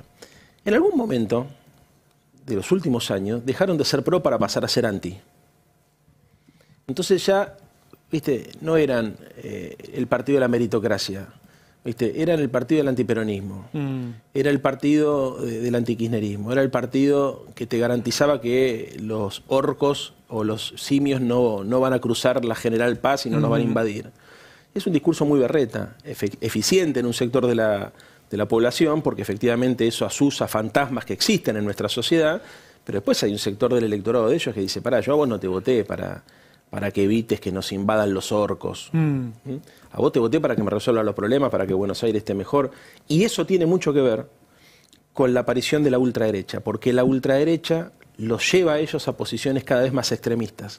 Por eso es la crisis de identidad. Claro. ¿Entendés? Claro. La aparición de un tipo como Milei lo obligó, por ejemplo, a Jorge Macri a abandonar políticas públicas del gobierno de la ciudad. Por ejemplo, los 24 de marzo era obligatorio discutirlo en los colegios. Ya no es más obligatorio discutirlo en los colegios. Todo lo que tiene que ver con las políticas de género, la ciudad las había incorporado. Bueno, se me ocurre el caso de ESI, pero tantas otras, ¿no es cierto? Y después de la aparición de Milei empezaron a retroceder con eso. Claro. Entonces, esa pérdida de identidad que se construyó sobre la lógica destructiva y de confrontación, llevó a que ese electorado, que podríamos decir del progresismo cultural, que se sentía más representado por el PRO o por Juntos por el Cambio que por ninguna otra fuerza política, hoy le dijera a Jorge Macri y Horacio Rodríguez Larreta, muchacho, basta. Esto no es lo que nosotros votamos. Y se traduce esto en el descontento y se traduce en las encuestas y bueno, eso creo que da una oportunidad también para poder interpelar. ¿Cómo hago para darme cuenta cuál es tu boleta y cuál es la de Yamil Santoro? Las triquiñuelas de la política. ¿Por qué no hubo acuerdo con la gente de Levita y de Moreno? Qué pregunta. Mira, Robert, todavía se puede. Porque hasta el cierre de candidaturas se puede. Lo que nosotros vimos la semana pasada fue el cierre de alianzas. Muy importante que la gente entienda esto. De verdad creo que es muy importante la oportunidad que tenemos y la posibilidad, por primera vez en mucho tiempo, de dar un batacazo. Vos me preguntás, Leandro, ¿tenés ganada la elección? De ninguna manera. Hoy la elección está en cuartos. Hay un 25% más o menos que nos va a acompañar a nosotros, un 25% más o menos que se están disputando entre el PRO oficial y Larreta y un 25% que probablemente se estén disputando también entre Marra y La Libertad. Exactamente, y Marra. Y tenés otro 25% donde está la izquierda, donde hay otros sectores que son los que van a definir la elección.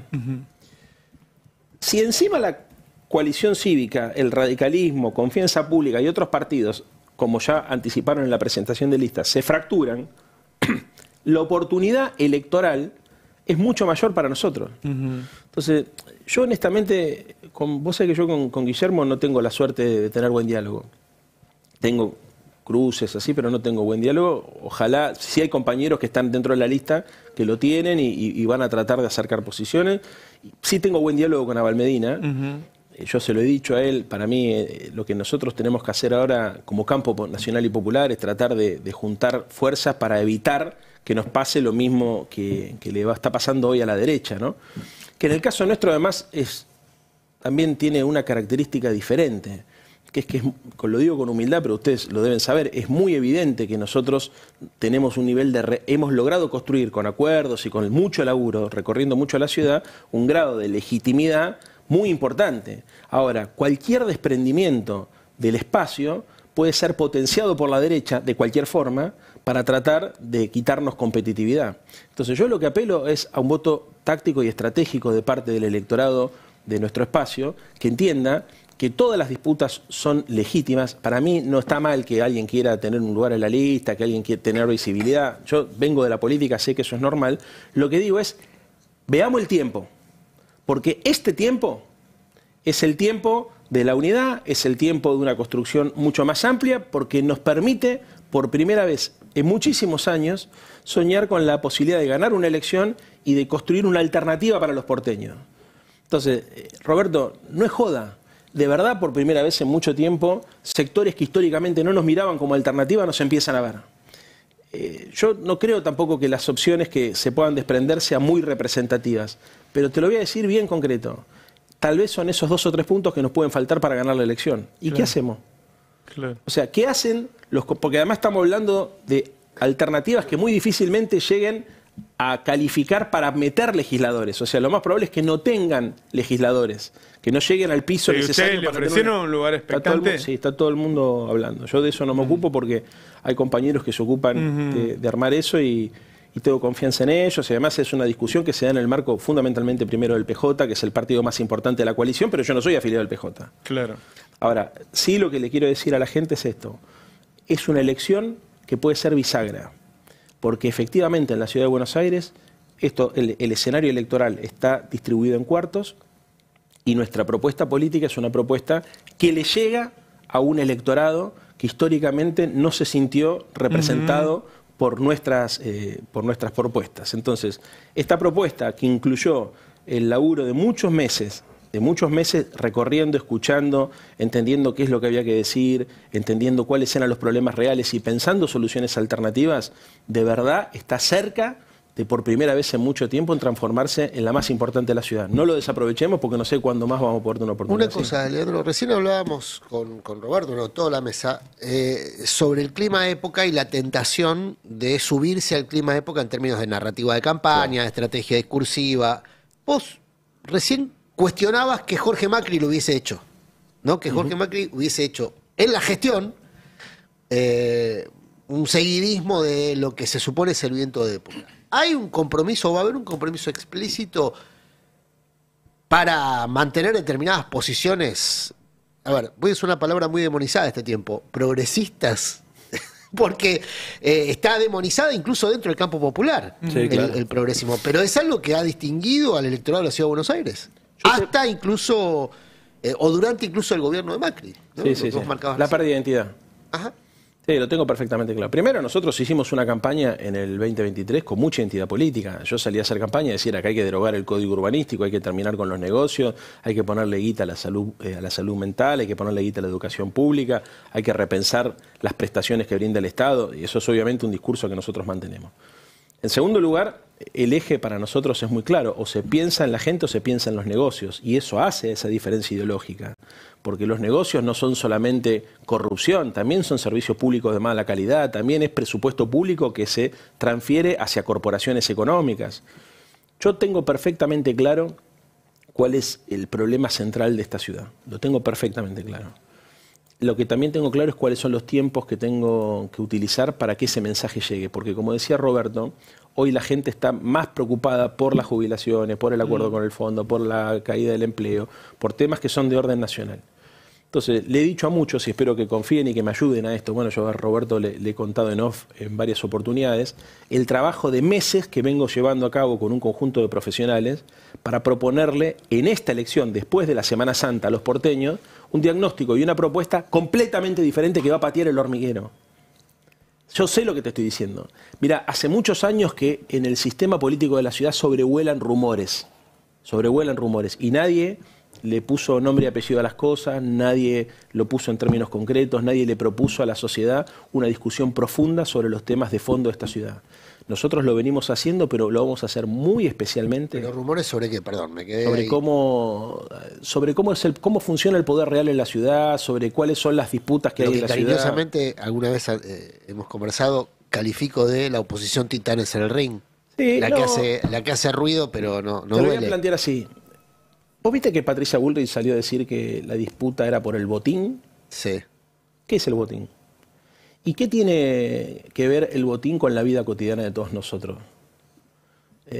¿Por qué hay tanta gente que salta de distrito, cambia de distrito y que hace cualquier pirueta para estar en la ciudad? ¿Por qué les interesa ganar esta elección? ¿Por qué les interesan tus votos? Y segundo, eso, ¿qué tiene que ver con nuestra vida cotidiana? Mirá, la ciudad de Buenos Aires se tiene que repensar. Yo creo que hay tres cosas, como te decía recién, todo lo que tiene que ver con la planificación urbana, con los negocios inmobiliarios, lo que tiene que ver con el modelo social, que son las prestaciones sociales que brinda, y lo que tiene que ver con los servicios públicos, está atravesado por intereses económicos que tienen mucho que ver con una mirada ideológica, donde a la gente se la considera de una manera inferior y donde se privilegian algunos actores de la ciudad vinculados al poder económico. Yo tengo una propuesta para hacer sobre eso. Yo voy a trabajar, después de Semana Santa, voy a hacer la presentación de un libro que va a explicar cuál es nuestro diagnóstico y cómo podemos hacer de esta ciudad, que es una ciudad invivible por muchas cosas, por el caos, por el desorden, pero fundamentalmente por la insensibilidad con la cual se gestionan las cosas y con la falta de apego a la ley, un programa de gobierno que además de hacer éticamente las cosas correctas, le devuelva a la gente la sensación de que el Estado lo cuida y le resuelve quilombo. Ahora, Leandro, Tienen que confiar en mí, bánquenme hasta Semana Santa. no, ¿Cuándo es? el problema es, por ejemplo, el tema de seguridad. Sí.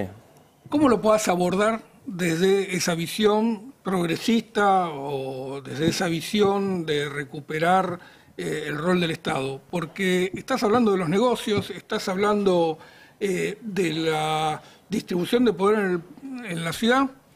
No te voy a hacer cargo de los problemas de la estabilidad económica, de todos temas nacionales.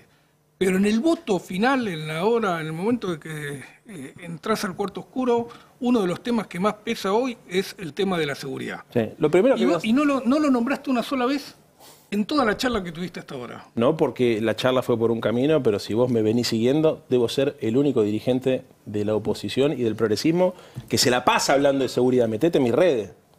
Se la pasa hablando. Yo vengo advirtiendo sobre el problema de la fuga de presos y de las comisarías de los barrios hace más de un año. Metete ahora en Instagram. Sí, no, lo sé. Bueno. Entonces, no me juzgues por un reportaje donde Pará, no. Para conmigo no, varones. Si vengo laburando en una línea es planteándole el espacio que buena parte de la pérdida de poder político y de caudal electoral que hemos sufrido fue por no atender los temas de la inseguridad. ¿Sos mano dura o no sos mano dura? No, soy un tipo que entiende que la seguridad tiene que estar adentro de nuestra agenda y vengo hablando mucho de inseguridad. Pasa que uno muchas veces cuando viene un programa de televisión acepta que el conductor es el que te va llevando por esos caminos. Si vos me preguntás, la propuesta de ustedes analiza el tema de la seguridad, por supuesto, vamos por parte. Primero, fui el primer tipo que le dijo acá en la campaña del 2023, ¿no se dan cuenta que hay zonas liberadas en la ciudad? Si yo te pregunto dónde se vende relojes y cadenas robadas, ¿qué calle se te viene a la mente? Para nada.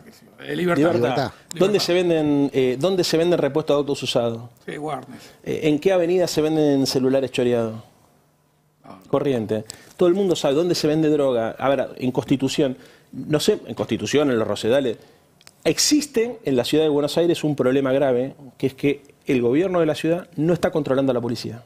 No la controla. Nosotros lo venimos planteando hace mucho tiempo. A la policía hay que respaldarla y hay que controlarla. Respaldarla, por ejemplo, preguntándole a las autoridades políticas qué pasó con Arshak. Arshak fue un policía de la ciudad que desapareció y con Victoria Montenegro fuimos los únicos dos que hinchamos las pelotas permanentemente para encontrar la explicación de dónde está. Primero para encontrarlo a él, lo que pasa es que ya pasaron 6 años. ¿Por qué lo hicimos? Primero por una cuestión humanitaria. La madre está buscando a Arshak, ¿no? Es lo más importante. Segundo, porque nosotros queremos cuidar a la policía, porque son servidores públicos. Y eso también tiene que ver con la lucha contra la inseguridad. Si vos no tenés un líder de la oposición que entienda que a la policía la tenés que tener de tu lado, va a ser muy difícil. Segundo, controlarla a la policía. Porque esto que te estoy contando, lo de las calles donde vos sabés que hay zonas liberadas, también nosotros lo planteamos, por ejemplo, en la actuación de las brigadas, que fueron las que se cargaron la vida de Lucas González, que fui uno de los pocos que también salió a plantear incluso en términos judiciales, que había que hacer una investigación sobre el rol de las brigadas porque estaban laburando en realidad para hacer negocios en el territorio, no estaban haciendo investigaciones con orden judicial. Tercero, fuimos los primeros que dijimos, existen en la ciudad de Buenos Aires 12.000 manzanas y 27.000 policías. ¿Vos ves 2 policías por manzana? No, no la ves. ¿Y por qué no lo ves? Entre otras cosas porque no hay conducción política sobre la fuerza, porque la fuerza de la policía de la ciudad tuvieron en los últimos 6 años 6 ministros diferentes de seguridad. El planteo de la seguridad es un planteo que tiene que ir, obviamente, más allá que lo policial. Porque para nosotros, como decía Roberto, sí, duros contra el delito y duros contra las causas del delito, pero el delito incluido en el esquema. La lucha contra el delito incluido en el esquema. En segundo lugar, entendiendo también que a la policía la tenés que cuidar y la tenés que controlar. Y en tercer lugar, entendiendo que hoy uno de los principales problemas que nosotros tenemos en términos de inseguridad es la interna que se produjo entre el gobierno nacional y el gobierno de la ciudad de Buenos Aires, que provoca 2 cosas. Primero, que haya cárceles clandestinas en todos los barrios de la ciudad y segundo, fugas, que eso es lo que más está atemorizando hoy a los porteños. ¿Cómo cárceles clandestinas? Hay más de 100 cárceles en todo el tejido urbano de la ciudad de Buenos Aires que funcionan en comisarías, incluso algunas funcionan en galpones o en containers. Eso es producto de que hay más de 2.500 presos, muchos de ellos con delitos graves, que están en la ciudad de Buenos Aires.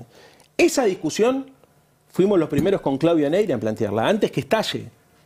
Entonces, a ver, entiendo que tenés que ponerte picante, pero si vos me hubiese dicho, Leandro, no hablamos de inseguridad, hablemos de seguridad. Tomaste todo el tema de la seguridad desde la posición comprensible de hay que controlar a la policía, tenemos que tener gente en la calle, hay que controlar estas brigadas que están haciendo negocios, pero no lo pensaste o no lo planteaste, seguramente lo tenés pensado, del lado de lo que percibe el ciudadano, que es el tipo me roba, entra y sale, no tengo la certeza o no tengo un castigo para el que delinque. No, ¿cómo no? Bueno, la percepción de la sociedad es no tenemos castigo para el que delinque, por lo tanto... No, pero hoy no estás equivocado. En la ciudad de Buenos Aires el principal problema que tenemos es que no tenemos dónde ponerlos. Bueno. A ver, hoy realmente la ciudad de Buenos Aires tiene 2.500 presos distribuidos en comisarías que deberían estar pensadas para combatir contra el delito, no para cuidar a los delincuentes. ¿No puede tener una cárcel la ciudad? Claro que puede tener, y debería tener una alcaldía también. Pero esto es algo que nosotros... Porque el principal problema no es hay que endurecer las penas, no sé por dónde querés ir, porque si vos me decís cómo se combate contra el delito, y yo te diría, che, hace 18 años que estos tipos están gobernando, deberían haber pensado que en algún momento se iba a transferir la justicia nacional, tendrían que haber armado un sistema penitenciario propio. Ahora me decís, che, ¿lo estás planteando ahora en campaña? No. Digamos, lo que pasa es que uno cuando va a los programas... Hoy se fragmenta tanto el mensaje político que vos tenés que ir explicando... ¿Dónde dijiste cada cosa? Porque la pelea entre radicales. Me hace el pie perfecto. Me hace el pie perfecto para la pregunta que quería hacerte. Yo nací en la Ciudad de Buenos Aires, viví casi toda mi vida en la Ciudad de Buenos Aires y desde hace mucho tiempo que veo como cada año está un poco peor que el anterior. La verdad es que hoy tenemos una ciudad más fea que hace 20 o 30 años, tenemos una ciudad más difícil de recorrer que hace 20 o 30 años, el transporte público funciona peor que hace 20 o 30 años. Creo que los 20 años del PRO, 18 van a ser 20 pronto, son obviamente una de las causas. También creo que a 30 años de que se diera por primera vez una constitución en esta ciudad, hay muchas cosas de esa constitución que evidentemente no estuvieron a la altura. Desde el funcionamiento de las comunas, que hoy en día creo que ningún vecino de la Ciudad de Buenos Aires conoce la cara de sus comuneros, para qué sirven, por qué están ahí, hasta el funcionamiento de la legislatura, que también funciona muy de espalda a la ciudadanía, hasta otras cuestiones, como vos decías, que tienen que ver con la justicia, que tienen que ver con la seguridad y demás. Entiendo que es algo muy prematuro, pero ¿crees que la Constitución de la Ciudad de Buenos Aires es uno de esos temas de fondo que hay que volver a discutir para que Buenos Aires pueda volver a ser la ciudad que todos queremos que sea? Para algunas cosas sí, para otras no. Volvamos al tema de la inseguridad de las comunas. Te juro que si hay algo que me enoja, porque ustedes piensen en mi situación. Yo vengo acá y tengo que hablar con 5 periodistas, ¿no? Entonces, si me preguntan sobre un tema, yo tengo respuesta para ese tema. Yo intuyo, porque además hizo Roberto recién la introducción diciendo que los temas nacionales, que el tema del empleo, la producción, que también son temas que afectan a la ciudad, eran temas de la agenda de este programa, por eso arranqué por ahí. Pero si vos me hubiese preguntado por la inseguridad, che, Leandro, ¿y vos qué propuesta tenés para la inseguridad? Yo te hubiese dicho, mira, nosotros en la campaña electoral, una de las cosas que dijimos fue, existen 7 comuneros en cada junta comunal que tendrían que tener la posibilidad de participar en la lucha, en la prevención contra el delito, porque son los que conocen la realidad del territorio.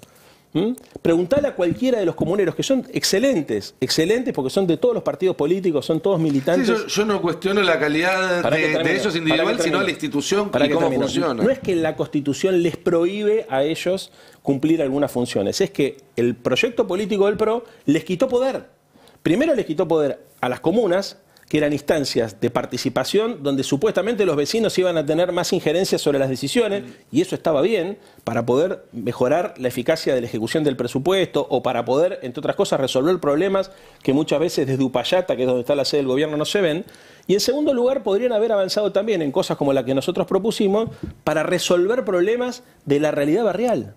A ver, la Ciudad de Buenos Aires le paga el sueldo a 7 comuneros por junta comunal, hay un presidente comuna y después tenés a los comuneros que lo acompañan, que están deseosos de trabajar, pero el gobierno de la Ciudad de Buenos Aires cada vez le recorta más funciones. Una de las cosas que nosotros dijimos en la campaña electoral del 2023 es que podrían participar incluso en la prevención del delito. ¿Cómo? Esto que yo les estoy contando a ustedes, esto de por qué todos sabemos dónde se vende droga, dónde se venden repuestos de autos usados, robados, dónde se venden cosas robadas, dónde están los principales conflictos.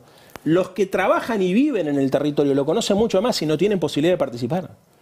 De hecho, una de las propuestas nuestras también fue construir, que se supone que lo iban a hacer, pero justo renunció Waldo Wolf, el Consejo de Seguridad de la Ciudad de Buenos Aires, que el Consejo de Seguridad hubiese permitido, entre otras cosas, incorporar también la información que tienen las personas de los distintos espacios que tienen rango constitucional, como decís vos, de la Ciudad de Buenos Aires, para la lucha contra el delito. Entonces, lo que uno tiene que buscar acá, más que... Porque el jefe de gobierno había planteado en algún momento también acá hay que reformar la Constitución, pero a mí eso muchas veces me suena a una excusa, porque con la actual Constitución, los comuneros y las juntas comunales podrían generar muchísimas más instancias de diálogo y de participación y de resolución de conflictos de las que generan ahora. Pero no les interesa, porque es una visión de la democracia centralizada que no cree en la idea de la participación.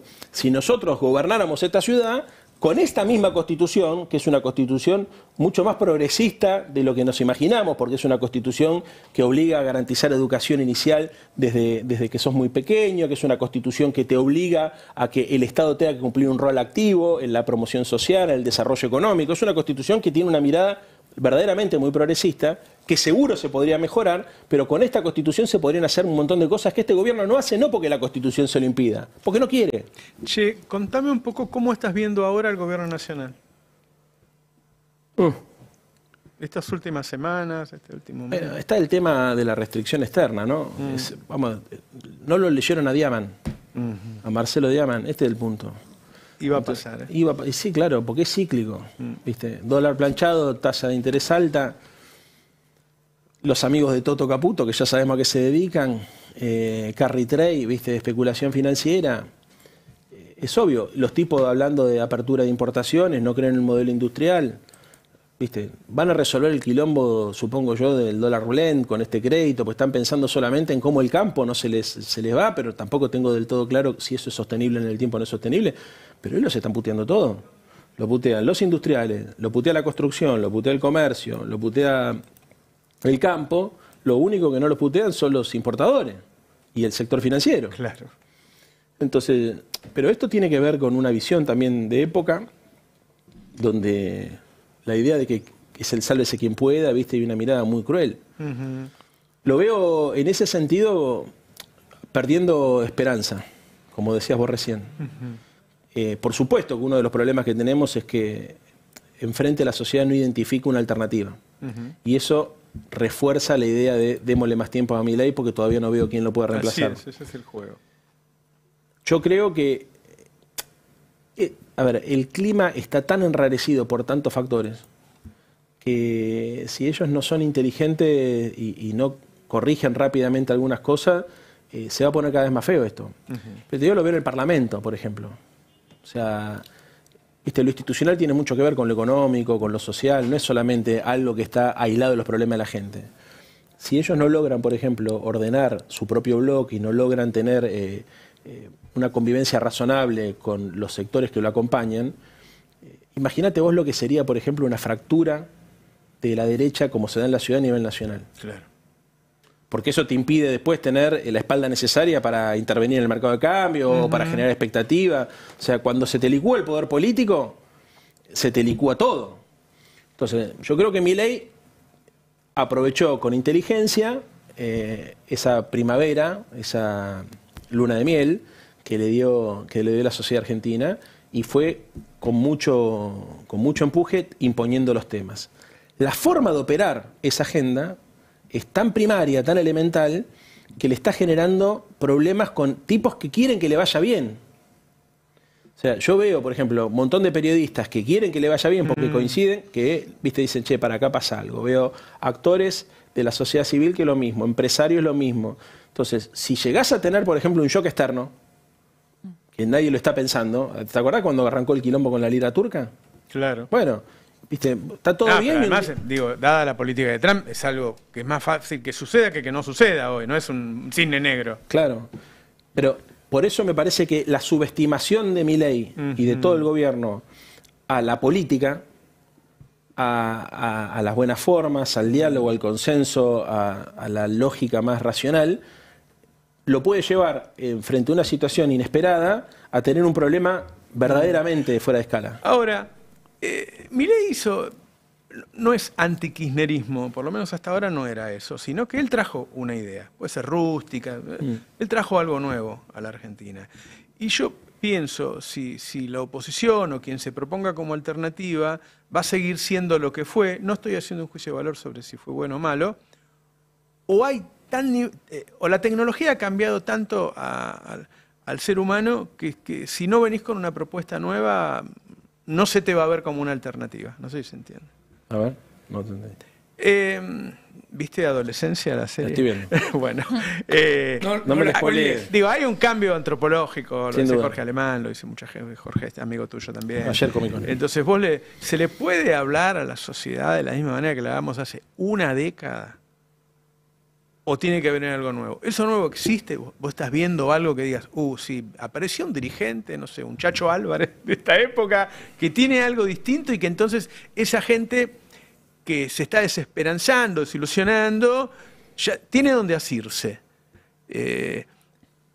¿Lo ves eso? ¿Está pasando? ¿O ves que las cosas siguen más o menos igual que cuando Milei ganó?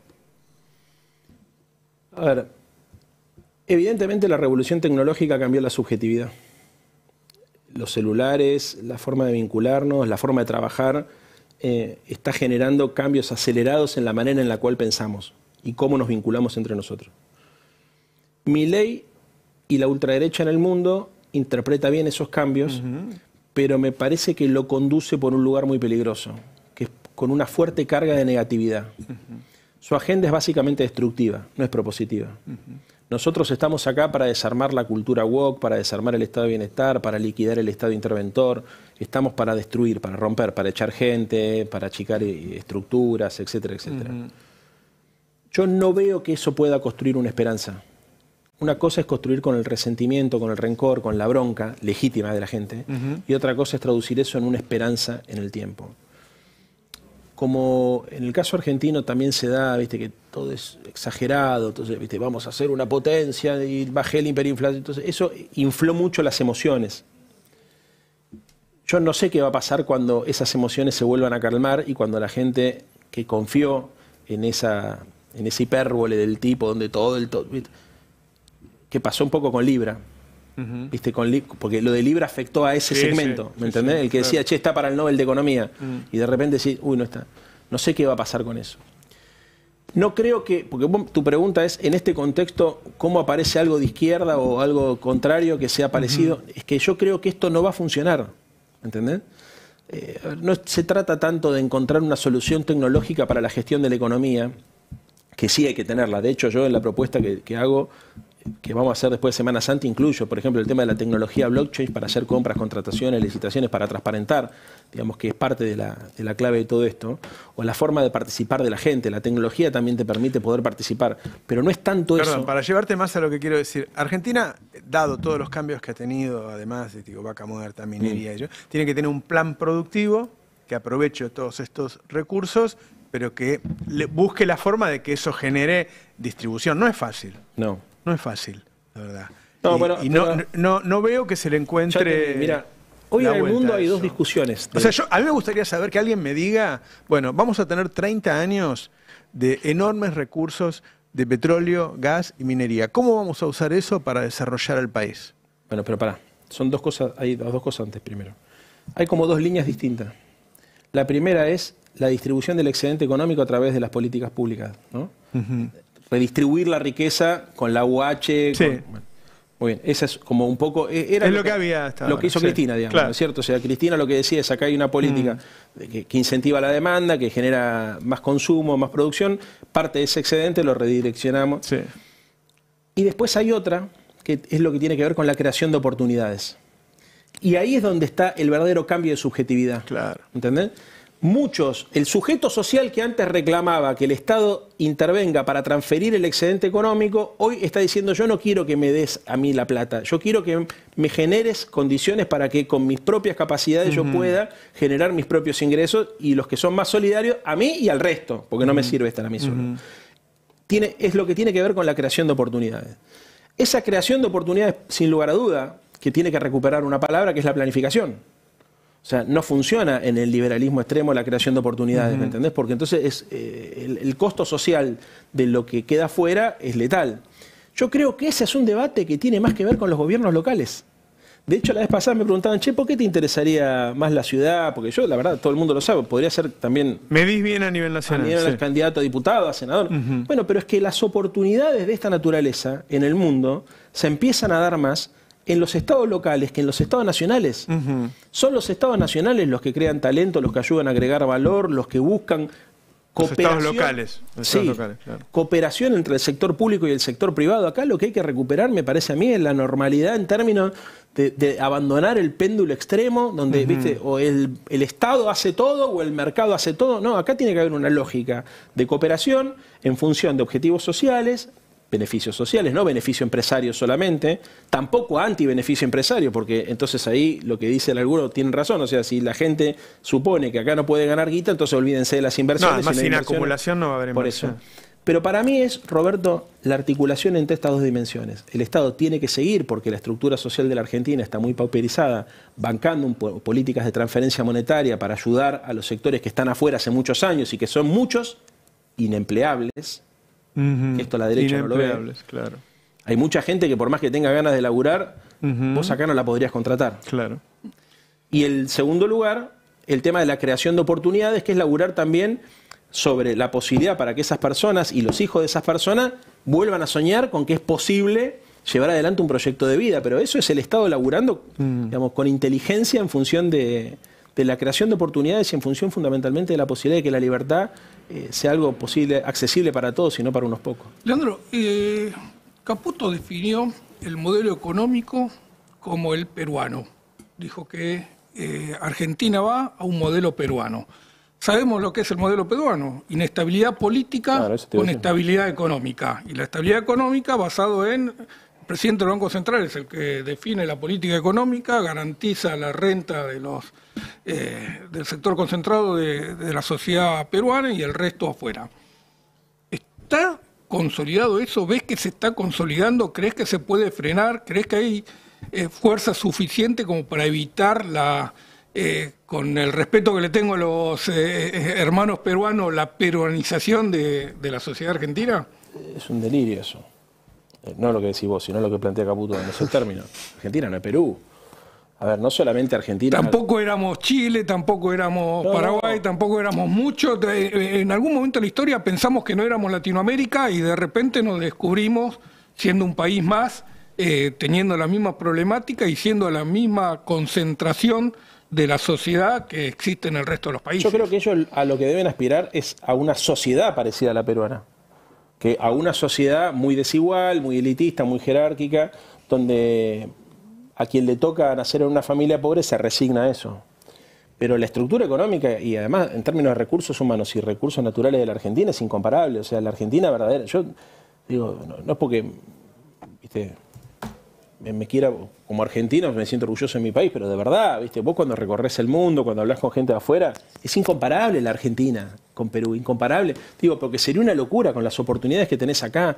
Bueno, Roberto hablaba de todo lo que tiene que ver con minería, bueno, viste, energías alternativas, pero a ver... Pero todo eso se logra con si sostenés el proceso de educación del país, pero si renunciás al financiamiento de las universidades, claro.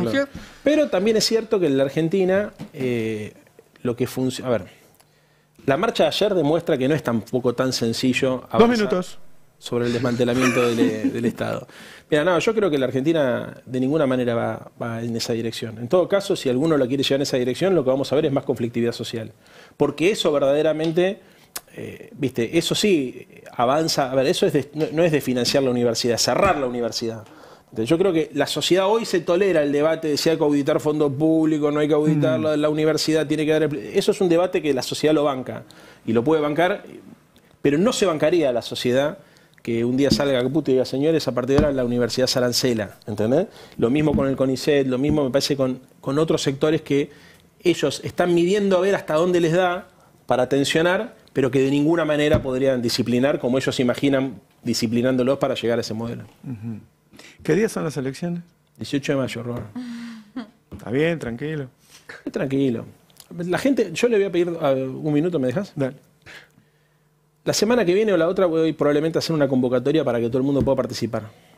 Porque esta va a ser una campaña difícil, es una campaña cortita, donde los medios de comunicación en general siempre toman la agenda nacional y salvo los que están pautados por el gobierno de la ciudad o por el gobierno nacional a través de YPF y esas cosas que ya sabemos, no creo que le den bola a estos temas. A mí se me va a complicar más ir a hablar de temas locales y además con las cosas que nosotros vamos a proponer después de Semana Santa. Yo voy a presentar un libro que va a tener una propuesta muy concreta. Ese libro además va a tener 1000 formatos distintos, digitales, con una mirada sobre cuáles son los problemas de la ciudad y una propuesta concreta para hacer, que va a ser muy disruptiva, que le va a dar mucho orgullo a la gente participar, que estoy seguro que va a conectar con la demanda de ustedes de lo que están planteando acá, la necesidad de tener una propuesta que sea desafiante, ambiciosa, pero fundamentalmente, viste, rebelde en términos de plantear en serio cambios de fondo. Yo no creo que el problema de la ciudad sea solamente que le dejaron a algunos amigos construir algunos metros de más o que desfinanciaron las escuelas. Creo que acá hay un problema de la matriz. El sistema de la ciudad de Buenos Aires, el sistema que es el que gobierna esto hace 18 años, está podrido. Y este sistema lo que necesita es que la gente primero lo conozca. Para poder desarmar este sistema yo necesito que la gente conozca de qué se trata esto. Y voy a necesitar de todos. Así que de verdad le pido, o sea, a los que les caigo simpático y a los que no les caigo simpático, nosotros tenemos una oportunidad de llegar a la gente que no nos vota. Esta es la clave. Yo necesito que me ayuden en las próximas semanas, cuando tengamos todo esto desplegado, porque téngase presente que yo todavía no sé quién es el candidato del gobierno, no sé quién es el... O sea, hay un montón de cosas que nosotros todavía estratégicamente cartas que no podemos mostrar porque no las están mostrando los demás. Sí. Bueno, pero cuando esté todo el juego abierto y la gente vea quiénes son los candidatos, etcétera, etcétera, necesito que me den todos una mano. Y créanme lo que les digo, yo estoy seguro que todos se van a sentir orgullosos de hacer campaña, no solamente porque nuestros objetivos son éticamente superiores, sino fundamentalmente porque vamos a tener una propuesta que va a poner en crisis el sistema que llevó a que la ciudad de Buenos Aires esté como esté hace 18 años. Esto es lo que hay que discutir. El sistema, no si Juan gestiona mejor o peor que Pedro, sino por qué carajo se matan todos para venir acá y qué es lo que hicieron con el botín estos últimos 18 años. Gracias, Leandro. Muchas gracias. Bueno, nos vamos con el análisis de un día como el de ayer, que a mí me parece de gran relevancia. Quizás sea bisagra, más lo que diga el Fondo Monetario Internacional en este momento, con mercados muy expectantes, subiendo el dólar nuevamente, con los problemas que... Es decir, no hay mucha confianza en que la cosa vaya a salir bien. Los dejo acá con Adrián Murano, que siempre me genera grandes expectativas. Bueno. Nunca me decepciona. Esperemos no defraudar. Nunca me decepciona. Muchas gracias por acompañarnos. Mucha gente como siempre. Un abrazo a todos y a todas. Chao. Chao. En cada historia, en cada noticia, estamos ahí para contártelo. El Destape 1070, radio y punto.